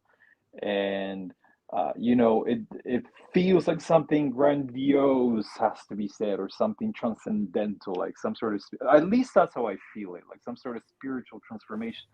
But unfortunately, I don't think something like that will happen. I think just a bunch of people that are rational, that are objective, that are inclusive, that are, all those positive things, and come together. Write down, you need to write it down. Somebody needs to start taking notes. Write down a constitution. Write down, these ideas. Write a novel, write a short story, write a movie reflective of what's happening in Peru. That's how we reflect on things. We need to write them down. So it just needs a group of people. What's happening? Sorry. Was it? So just a group of people that are reflective in writing this stuff down, so we can read it later, like how we do here. Maybe, I don't know.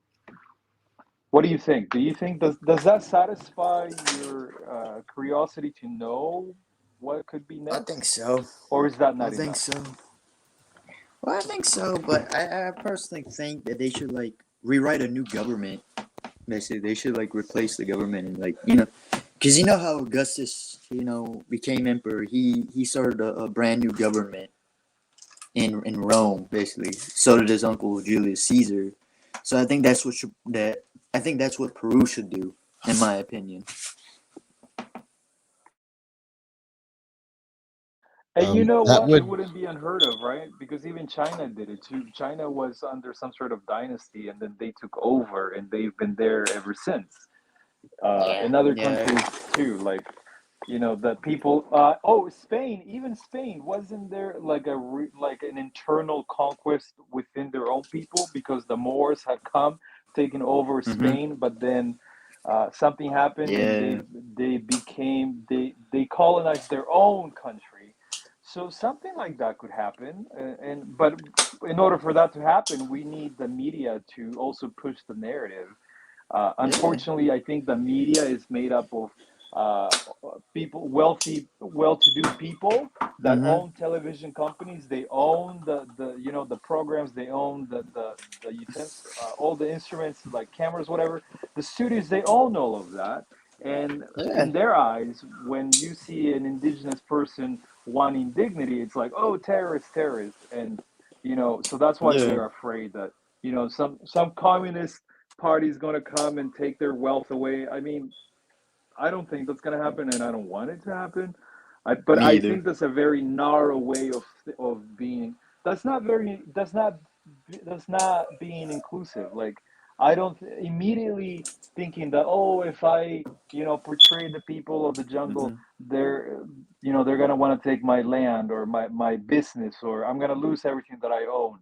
I think that's very narrow-minded and very not inclusive set of mind, not the kind of minds that we need to unite people under one idea so we can all benefit from at least one thing in the country. How do you feel about that? I think it's brilliant. You made a brilliant point, my good friend. Because like if we look back in the history books, there's a lot of different dynasties and different empires that like replace the old government and replaced it with a new government. A new, better type of government. A better economy. All that type of stuff, though. Like look at the Roman Empire. Look at the Chinese dynasties. Look at all these places. The example that you gave. The Moors. The Moors helped the Spaniards get rid of the Visigoths. You ever heard of that? The Germanic barbarians, the Goths, helped them get rid of them, basically. That type of stuff. So yeah, you do make a really good point. It's just that right now Peru is in a very bleak, or I don't even know the perfect words to describe it, but it's in a very dire situation right now. You know what I mean? Yeah. yeah, Doctor. I think unfortunately, for what you were saying earlier, in order for some of those things to take place, Castillo would have should have had his ability to take down the Congress or eliminate Exactly. Congress. But unfortunately, that didn't happen because he's in jail now. because that's how much Um, power the Congress has. That's the thing. It's like hard to overthrow it or do anything politically or like legally, or any legislations to combat the Congress that the corruption. Um, so Well, I got a th- solution. I got a okay, solution. I think they should start a civil Oh my war, God, give it to basically. us. Oh no, no, no, Yeah. no, no! You don't want that. That's Well, bad. it's pretty I that's what don't intense. want happened that. in the North and the South. Yes, they wanted to get rid of slavery, right? But Right. but that's not I think the a best way That federal would is to be law. start a civil really, war. really bad. I say it's good though. I say Oh it's good. God, My no, that ancestors went would to be war. bad. no, Oh that'd be God. bad. All right, so Plucky, No, what I were you say gonna it's say? You're gonna finish what you were saying, Plucky. No, I'm just well. The thing is, like, our hands are tied when it comes to doing something legal, like actually, like voting people in. Well, I mean, like if you really want to like take it like a simple tactic, right, would be voting Congress people who you actually fuck. It's hard to trust people in Peru, to be honest. Like they'll lie to you. Like every politician, right? Like every politician has that reputation of like they'll say something that you'll support and they'll not do it, right? I'm not sure if that's just like if that's not valid to say. I'm not sure, but or frowned upon. But I keep hearing that narrative, even here within the United States, how they're like lobbyists and all that. Um, even though there might not necessarily be proof, like actual physical proof, but that narrative is still kind of like it's like roaming within everyone's conversation about how politics works here in the United States. Kind of similar, or maybe Yeah. not similar, but kind of worse than Peru. So it's kind of hard to like even you want to vote the right person for Congress, that person can easily be corrupted just by Yeah. how much well Peru does that. Like I don't know how influential the government when it comes to like personal needs, Yeah. right? I just want to say that I know Peru. Although I know that there's some countries in like South America and Central America. I don't really like to use the term Latin America because I find it very redundant, if you know what I mean. I But agree with you. I I agree. think the Americas, especially in like Southern and like Central America, their governments have a reputation of being corrupt. Basically, let's not act like we're surprised by that though. Like if you look at Mexico, dude, like Mexico's a mafia state. You know what I mean? You know, so yeah, but I'm Um, also yeah, I yeah, More I what were you gonna wanted to say? you're gonna say that. Uh, yeah, I just wanted to say that although I appreciate the sentiment of wanting change, I don't think a civil war would probably be the best answer. In 2023, I think what could help before that would be like rock bottom, right? If there's absolutely nothing else you can do, then leave it to the people. But I think what could happen is just a set of individuals who have studied the subject thoroughly, who have developed an idea that is not only an empty idea, but an idea that comes with a feeling.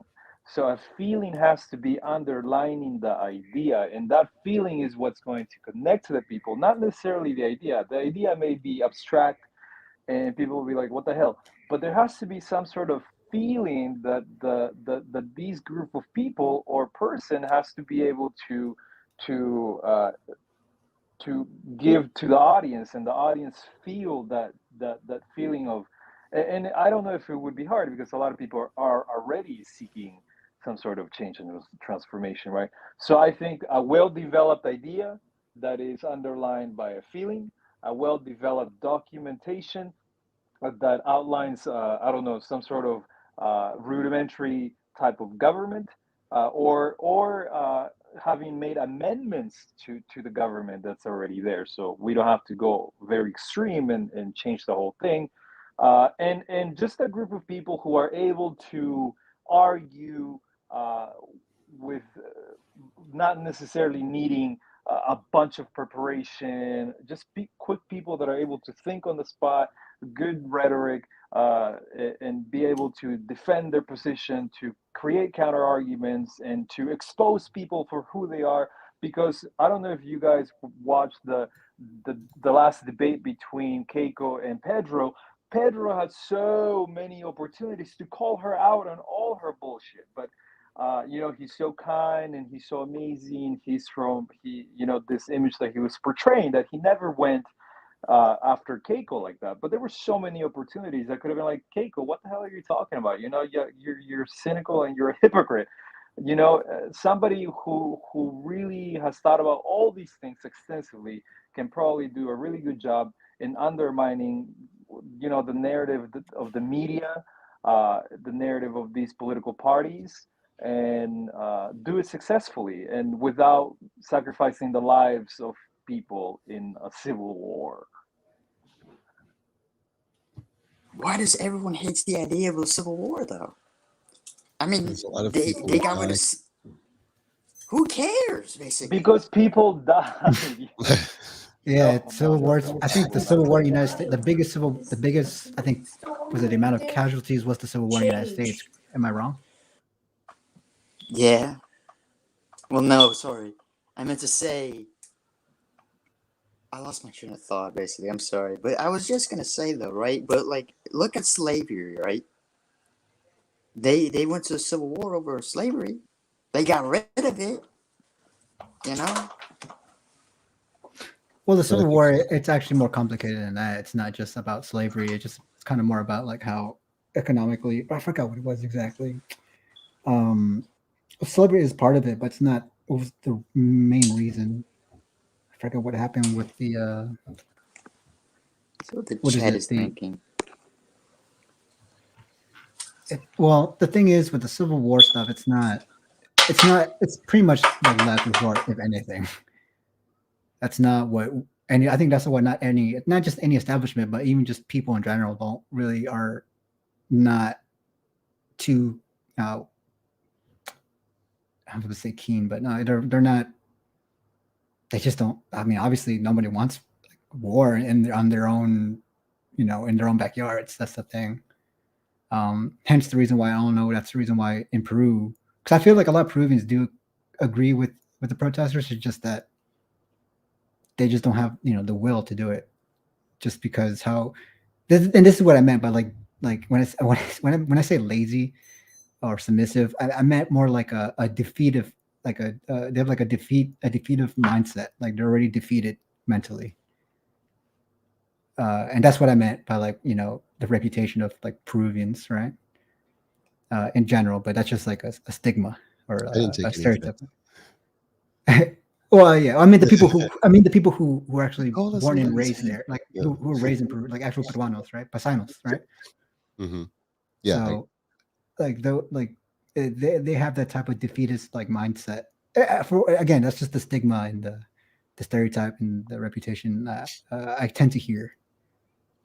One of my friends, the one that I was kind of bringing about earlier, said that another one of the reasons as to why like Peru's in the situation it's in is because many Peruvians kind of have this is what she said, not my words. Mhm. Have like kind of using the crabs in a bucket mentality, like every man for himself.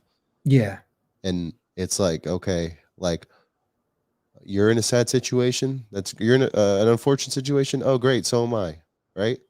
Like, why do I need to use my money and my taxes to help you? Like, I've already got a lot on my plate. I don't really need to. Um, I don't see a need to help you. So and that shows and that reflects on like how many parties there are to represent the people to when it comes to elections, and also you see how it's a reflection of how the Congress is, right? Everyone's the reason why it's corruption is because everyone who went in, regardless what was their whatever their what's the word, what they stand for, right, when they were running, right?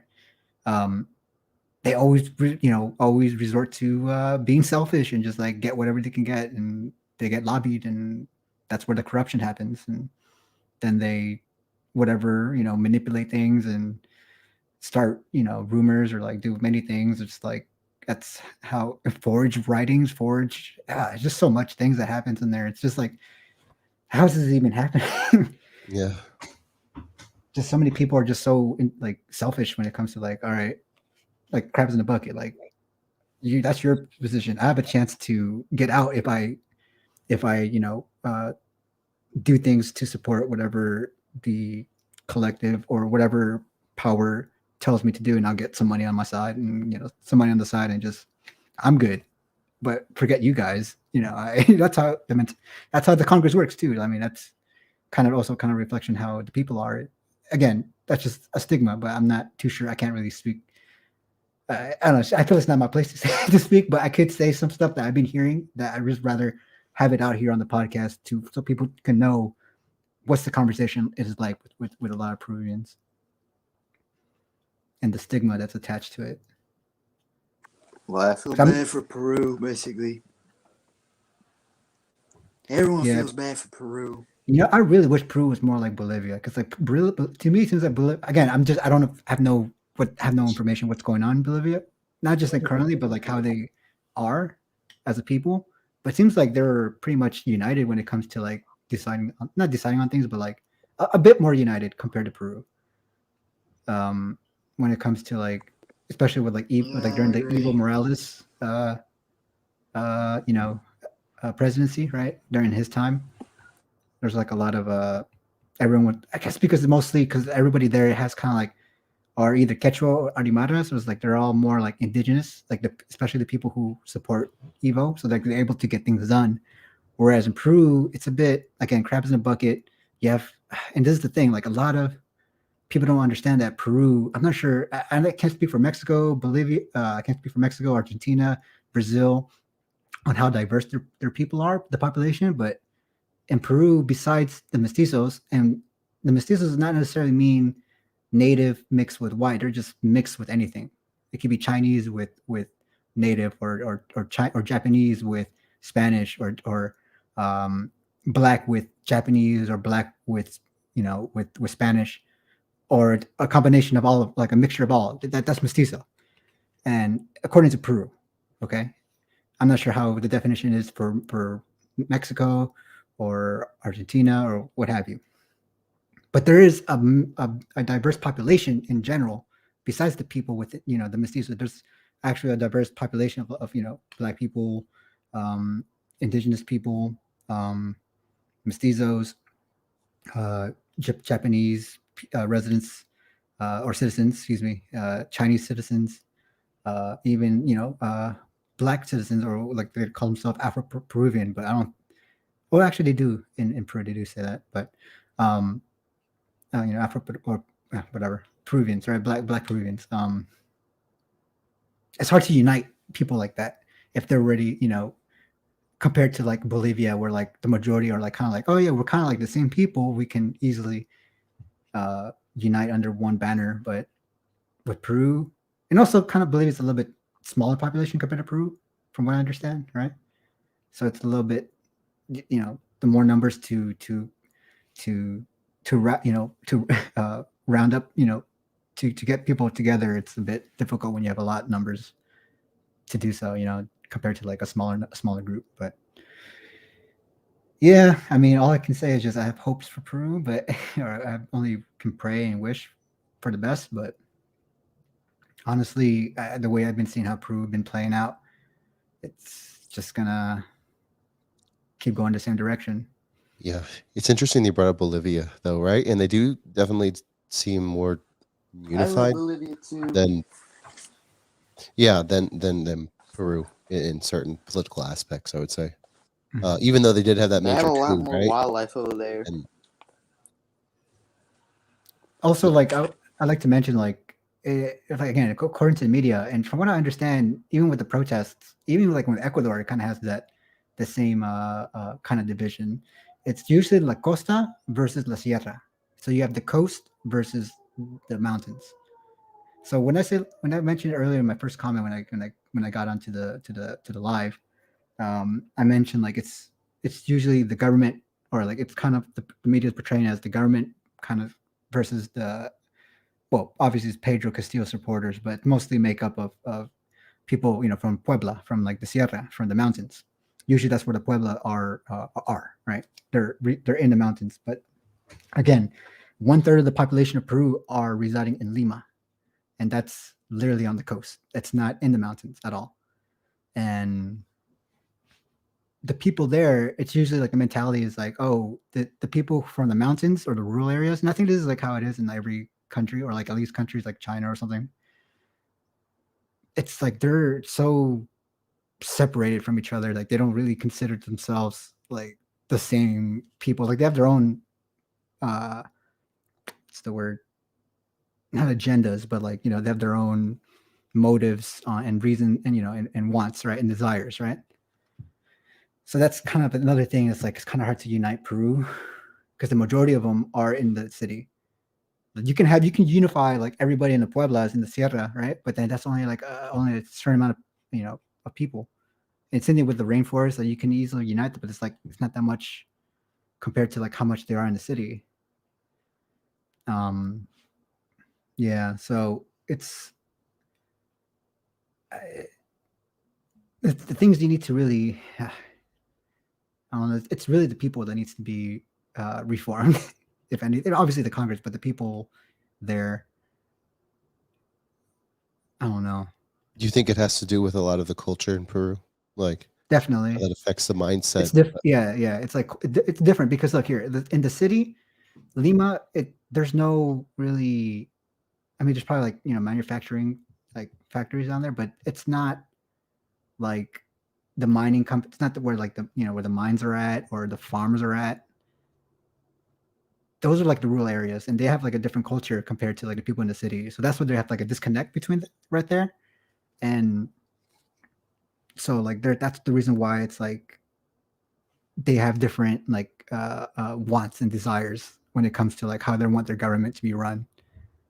And most people who are you know not rioting, but like who are with with all this civil unrest are the people from the mountains because they're the one being affected the most when it comes to with all this turmoil. These people in the city are suffering, but they're not suffering like the people in the rural areas. Like Morissette mentioned, like in the Amazon, like how they're actually the most affected at all. Everybody, every subgroup. But yeah, that's the thing. But if anything, what I would see would be it's been happening.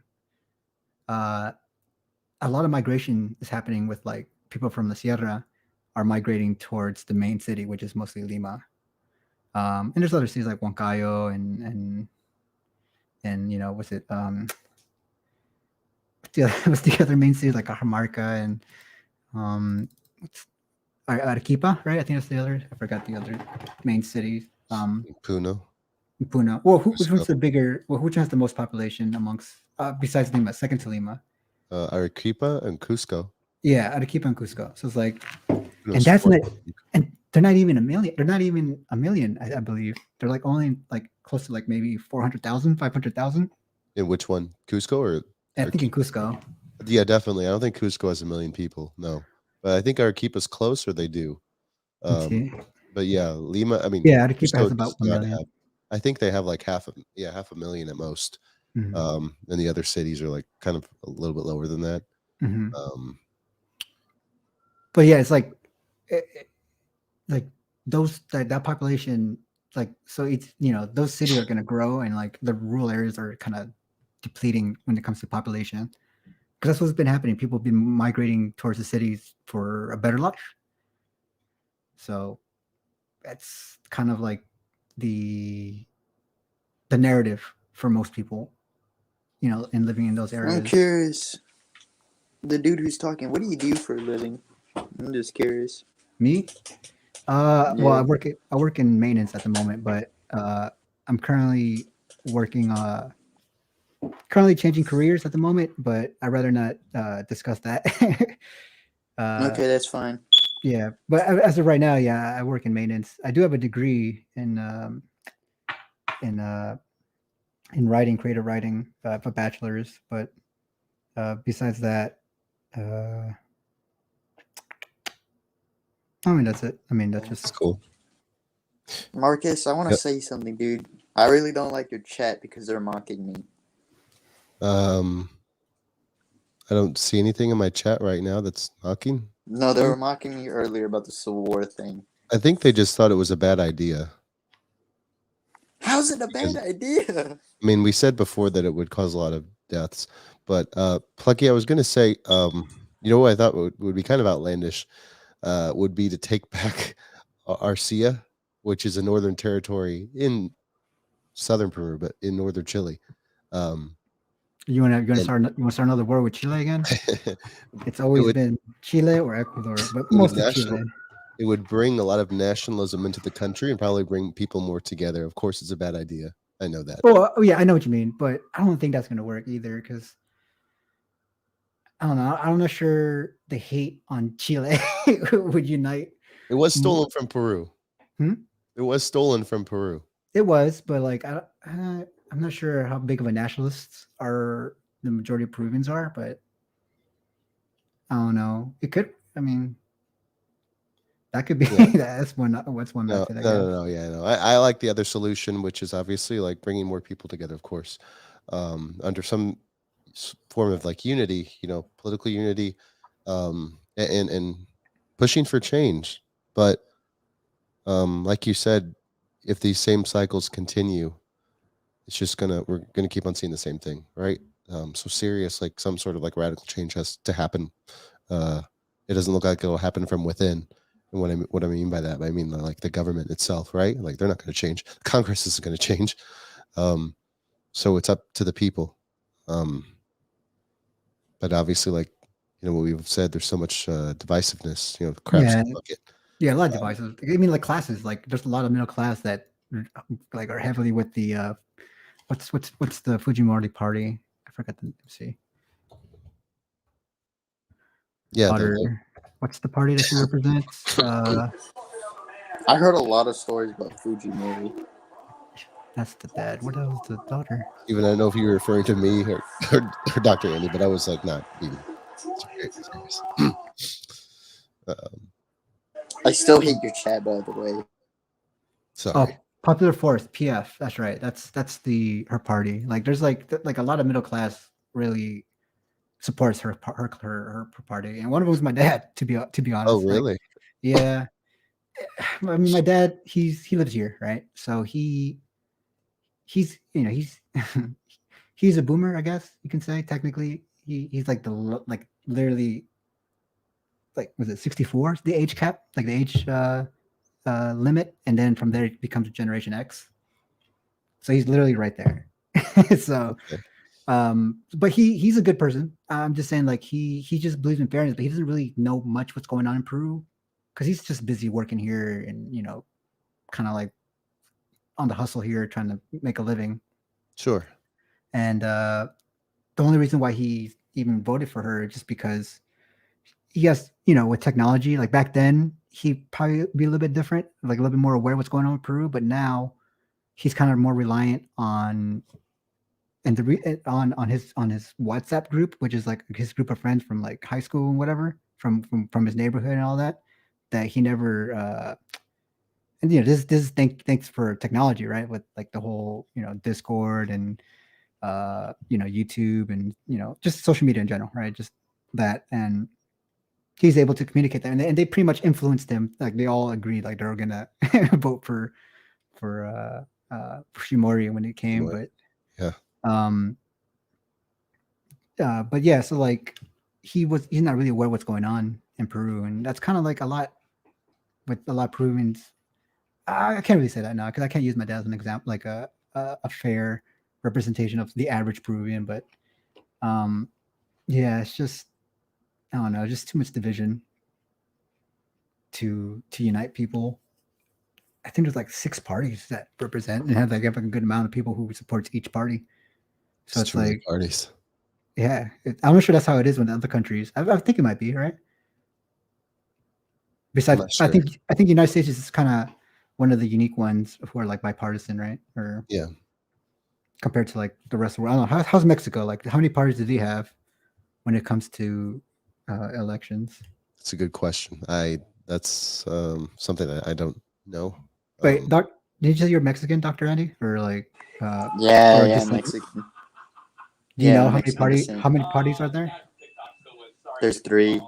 3. I know 3 main, the PRI. Like, The PRI is a very corrupt party over there. It's run by the mafia, one of the mafias down there. It's kind of weird and ironic, but whatever. I'm not gonna get any further. So yeah, there's like 3. There's probably a couple others, but I'm assuming the main ones are 3, right? The main 3 ones are like what you mentioned. All 3 of them are corrupt, my dude. No, I know. I'm just saying that how many parties. I'm just curious the amount of parties that they have there. But my grandparents don't like talking about like Mexican politics. They hate it over there. It's like the politics over there are like very irrelevant,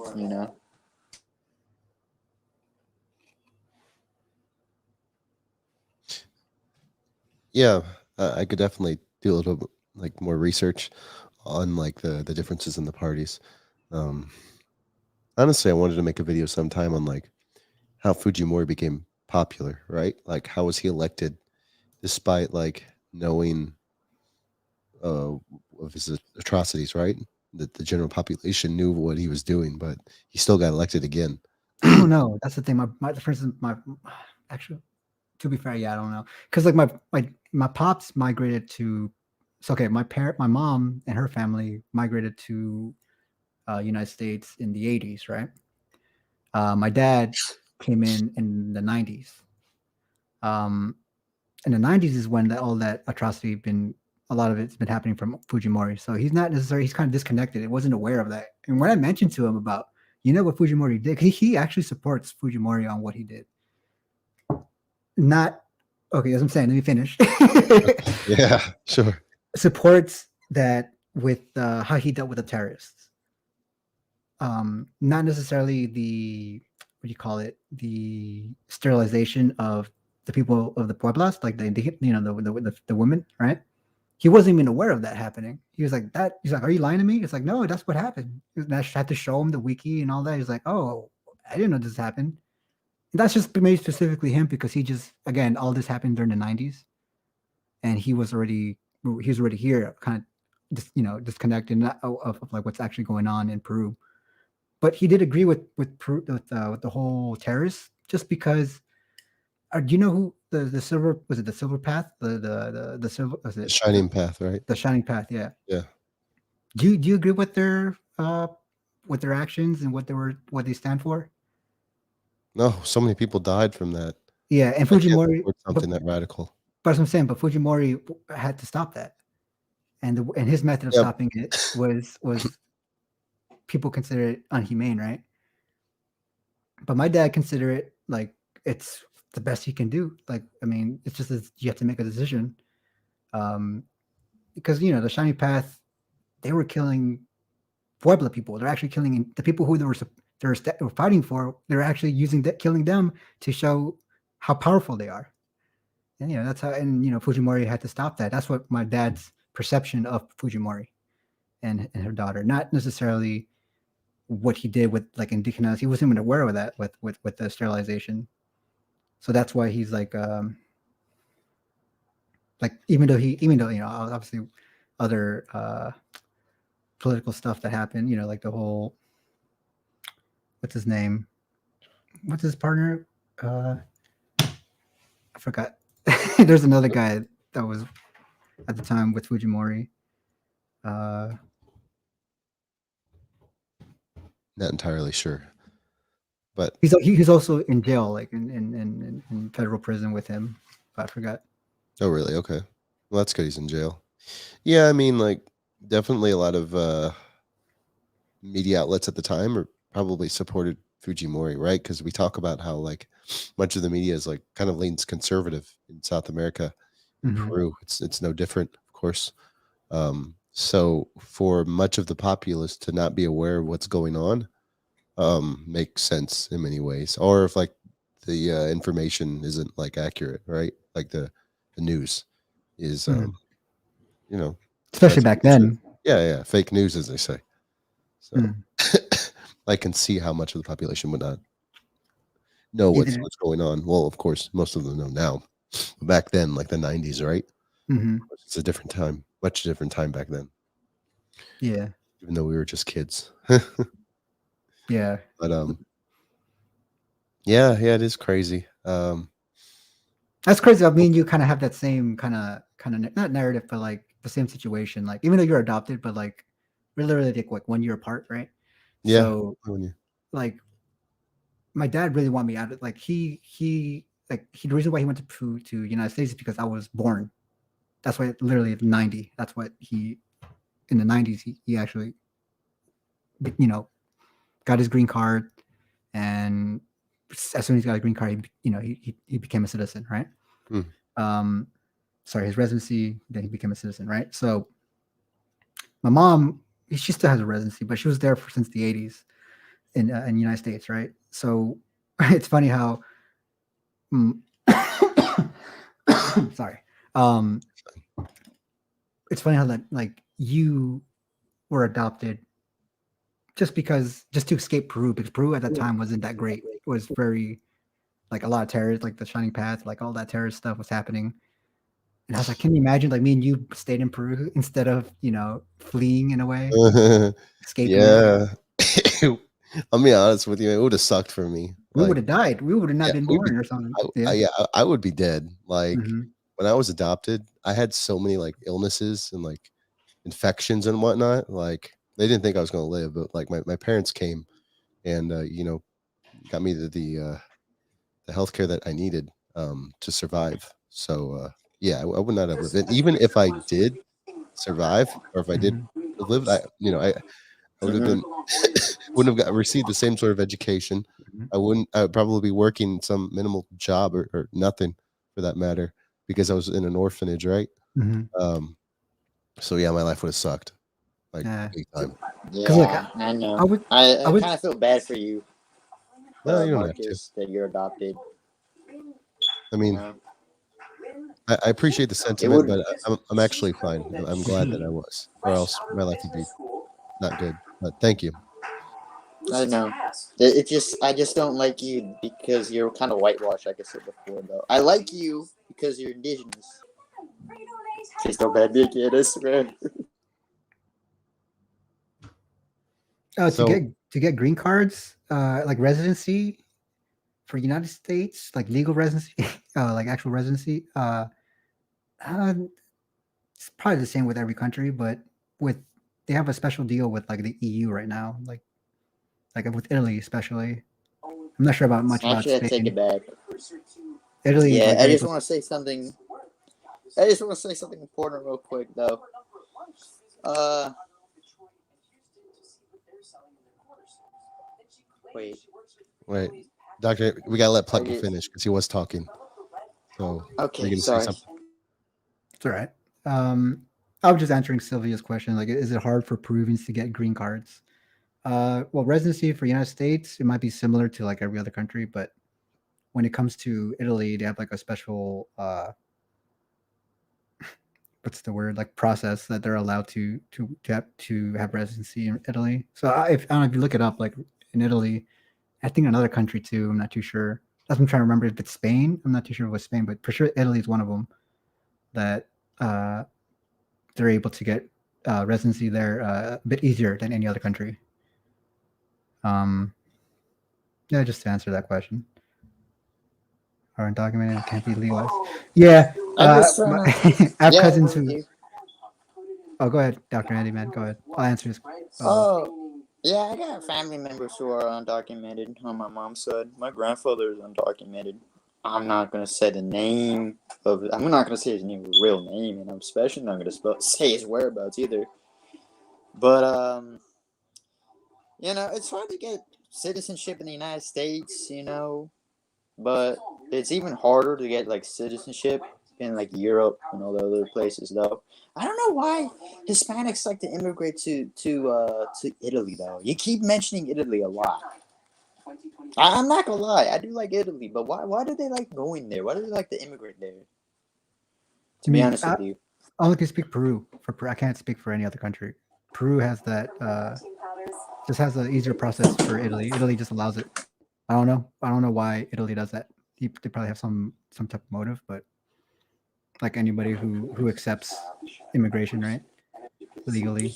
Yeah, well, I already know. Well, we already know that like Italians have like a very interesting diaspora in the Americas. To be honest with you, like you'll find some Italian Mexicans, Italian Dominicans, Italian Peruvians, Chileans, Argentinians, especially Argentinians, because there's a lot of Italian people in Argentina and Uruguay and Brazil. All those places in the Americas, right? You know, but I don't know why they like to immigrate to like they like to immigrate into the Americas and all the other stuff. You know what I mean? Yeah. So Plucky, what else were you saying? Sorry. Oh, just the I'm just trying to. Oh, sorry. I was just looking up. Oh fuck. I was gonna say. Plucky. Oh, sorry. I just forgot. I lost my train of thought. To be honest. Sorry. No, you're fine. But I think it is interesting how, yeah, we did kind of grow up in similar like time frames, right? And it would have been interesting if we would have like grown up in Peru, you know, how different we would be. I could probably speak fluent Spanish, but I Oh, probably now I remember. I was gonna look up. I think like yeah, there's a lot of Peruvians who are actually Italian also and have dual residencies. Especially our what do you call it? Our Yeah. captain, our soccer international team captain. Let me see, national Yeah, team. we have a lot of Italian Mexicans in the Gulf Coast, basically. You know, they're the ones that founded the Gulf Cartel, if you know what I mean. You guys ever heard of the Camorra? no, No, I'm not aware of them. I haven't. Um, It's a but yeah, mafia in Italy. I did probably think it's probably best to wrap things up. Maybe we can talk after Plucky if you want. Oh, for Unless sure. you wanted to bring anything else up. Can I talk to you too? I love you, Let's man. see. I do have one question with Thanks. Santiago J. I want to address. He said, actually, I have two things with Sylvia. Peruvians that I know are undocumented and can't be legalized. Yeah, I have family who are here are illegal. Um, and here's the thing: like, Me in order too. to get in order to get residency with any other country, you need to have like for instance, one instance. I can go in detail, but I'm not gonna obviously name who it is, right? Obviously.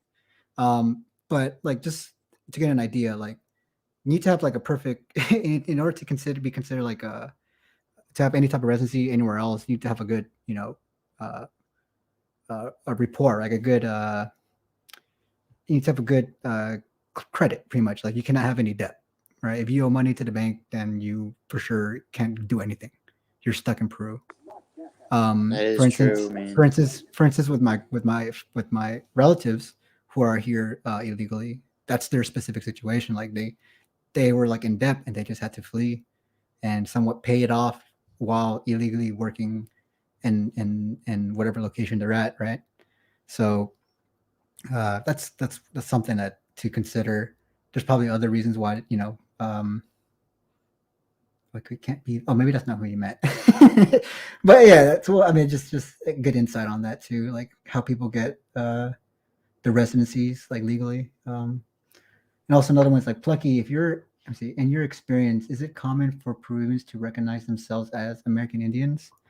Uh, Common as in you mean like because amongst the mestizos, they recognize themselves. It depends, right, on who you are. Like for instance, myself, um, my grandparents from my mom's side are actual Quechua from Junin, not Junin, uh, Vilca, in what's it, Huancavelica province or the Junin province. This is one of them. It's literally on the border, so I tend to forget what province it is. But yeah, they're from a pueblo. Um, they are they speak Quechua fluently, um, but my father's side, uh, my grandpa, my dad's dad, he's Mm-hmm. considered mestizo. He was born and raised in Lima, and like for multiple generations. But my grandma, which is his mom, was from the north side, from like kind of like by Cajamarca, but she lives in a pueblo on the coast, uh, Haquetepeque, I believe. It's technically a pueblo. Everyone can somewhat like Quechua used to be spoken there, but not anymore. It's like mostly Spanish. So I don't know. They do. Now, just to answer your question, when it comes to the mestizo pop, like obviously the Quechua, like from the pueblos, who and like whether it's Quechua, Aymara, and even the obviously the people in the selva, in the Amazon forest, they're more in tune and connected with their culture and their language, so they kind of identify more with being American, quote unquote American Indian, even though that's like an English term. They would just refer to themselves like Indigena, right? But for instances like my grandma, from my dad's side, she lives in a pueblo, who somewhat speaks broken Quechua, but they she migrated to Lima, like many people from like the rural area. what from the mountains or further up north from the coast or further down south of the coast. They migrate to main cities and they adopt whatever culture they are there. Not necessarily adopt, but like the kids of for sure get adopt the culture because that's where they grew up with, right? So to answer your question, there's a lot of Peruvians. No, they don't really consider themselves mestizo. They consider themselves cholos. And I'm not sure if you know what cholo is, but cholo is not a lot. I'm not saying a lot. I'm not saying all, but just a lot. And when you ask them, it's like, oh, mestizo, or you ask them, oh, you're so cholo, pretty much cholo it derives from the caste system.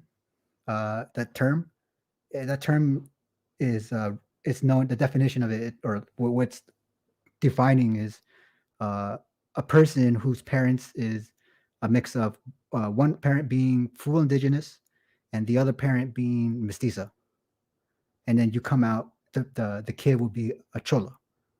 Now that's in Peru. That's what the caste system was established way back when, and people still use that to this day to identify, or like, not just to identify themselves as like obviously they can be considered themselves mestizo, but they heavily lean on that cholo identity, and it shows because a lot of people call themselves because it's what's that word? It's a derogative term, right? That's the word. That's the right word when something's like when something being racist or something, right? Derogative, yeah. Derogative, right? So It it's is not. racist. So like it's kind of like you can say a lot of people call each other cholo too. It just Yeah. depends Well, how you say here, it.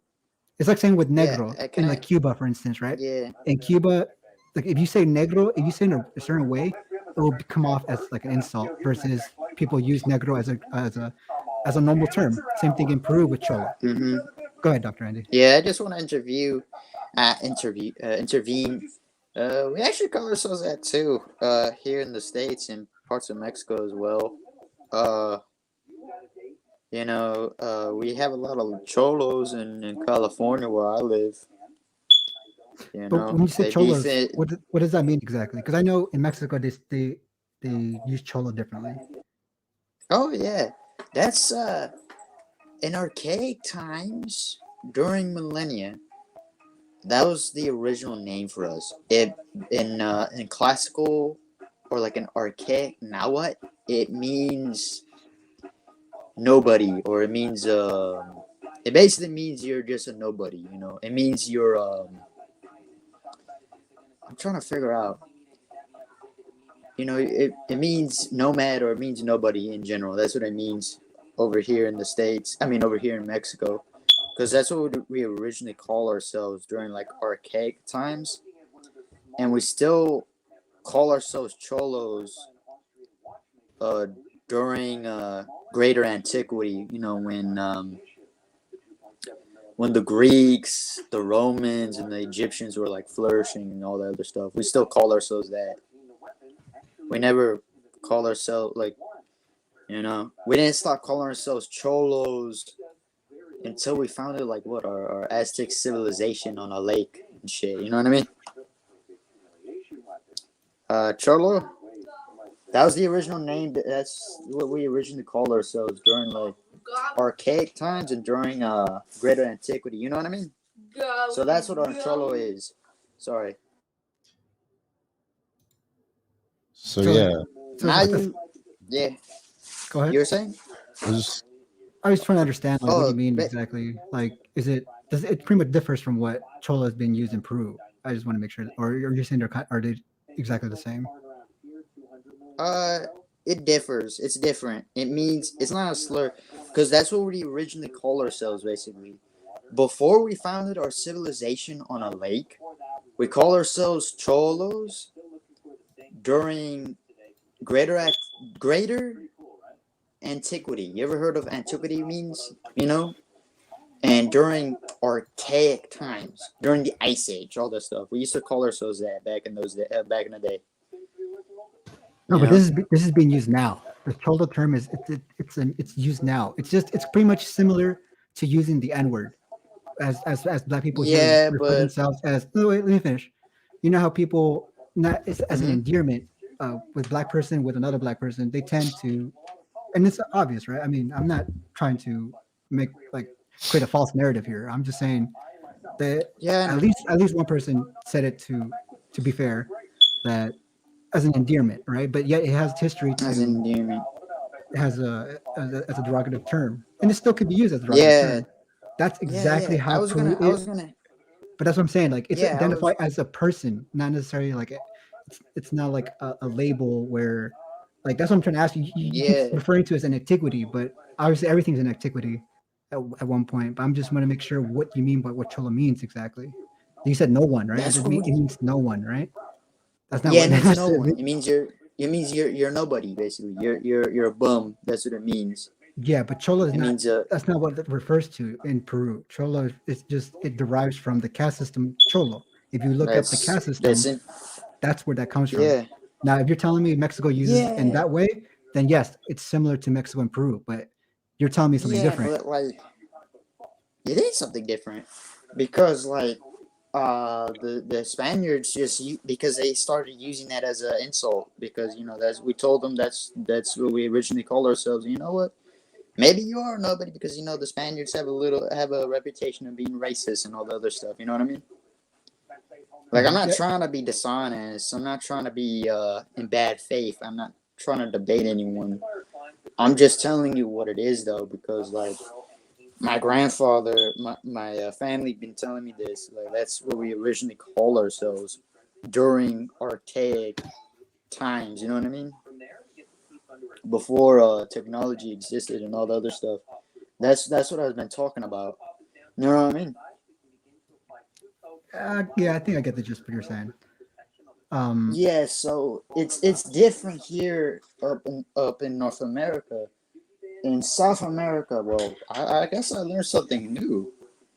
Cause like when you guys heard the term cholo, you guys don't even have a clue what it means basically. Cause it basically means nomad, or it basically means nobody. Basically, like you don't have a friend. You're just a no one. wait, You're what just do a you mean? snuck. You know I have what I a, mean? I have a question. What do you mean? Like we don't know what it means. It's not. It sounds like you have the main definition. But that's not what I'm even displaying. I agree that everyone has Oh, I think words I for different. misspoke. Mm, I'm sorry. I think I misspoke. I don't want to say Peruvians are dumb. I just I'm really confused because I'm surprised. Like it really surprised me though. Like I'm really surprised, and I'm really like I'm not trying to insult people's intelligence. I'm not trying to insult their intelligence, basically, and I'm not trying to insult his intelligence. I'm just saying that it's different here, and it's different up here in North America, though. You know, that's what we call ourselves, basically. Yeah. So Sorry, my basically, so let's maybe answer some questions. If someone had anything, please like fill in the chat because we do want to wrap this up. Unless Plucky, you had anything else you wanted to say? uh, no, but I do want to say something about just not say, but I like to what do you call it? Link. I'm putting it in the chat right now. What Cholo? You can get a good idea what Cholo is. This is YouTube. This is a song called Cholo Soy by what's his name? Luis Alberto Morales. He's it was yeah, popular like an icon from the 70s and 80s for Peru. yeah, And Cholo Soy is the music that pretty much defines what Cholo is and like how in its history. And you have I'm linking it right mm-hmm. now in the chat. It's underneath Yeah. Ralphie Archive. Um, I will Españoles, see it. when suenan Cholo Soy y pasa esto. This is the actual name of the video on YouTube, and that's the link within it. It just if you really want, if anyone's interested to see what Cholo is, what I'm talking about Peru with Cholo, it's a good explanation, a good video to refer to when it comes to the definition of Cholo Okay. and how it is and how effective it is, or how it is in Peru. Our, How it is used in Peru, right? mm-hmm. Right. And did you say you Yeah, had I a was just link that you saying. wanted to drop? Plucky? Yeah. Where can I drop it? You can just drop it in the chat if you want, or you I can c- just put it in the private chat, and then I can post it okay, on yeah, in the sure. normal chat, whichever one works. Yeah, Okay, I'm that's the gonna link right check it there. out. To be honest with you, because Yeah, and Cholo I'll up go ahead here and post this in in the the comments states, here. yeah, Cholo up here in the States means something different. It's different over here. Like, I don't know. It's different over here than over there in South America, you know? So, did anyone else have any other? Sorry, Doctor. We do got to wrap this up. Did anyone else have any other questions beforehand? Before we probably start, turn this off. Because if you did, I'll give you like a minute or two if anyone had any questions, and then we'll wrap this up. Thanks, Plucky, for dropping that link in. Yep.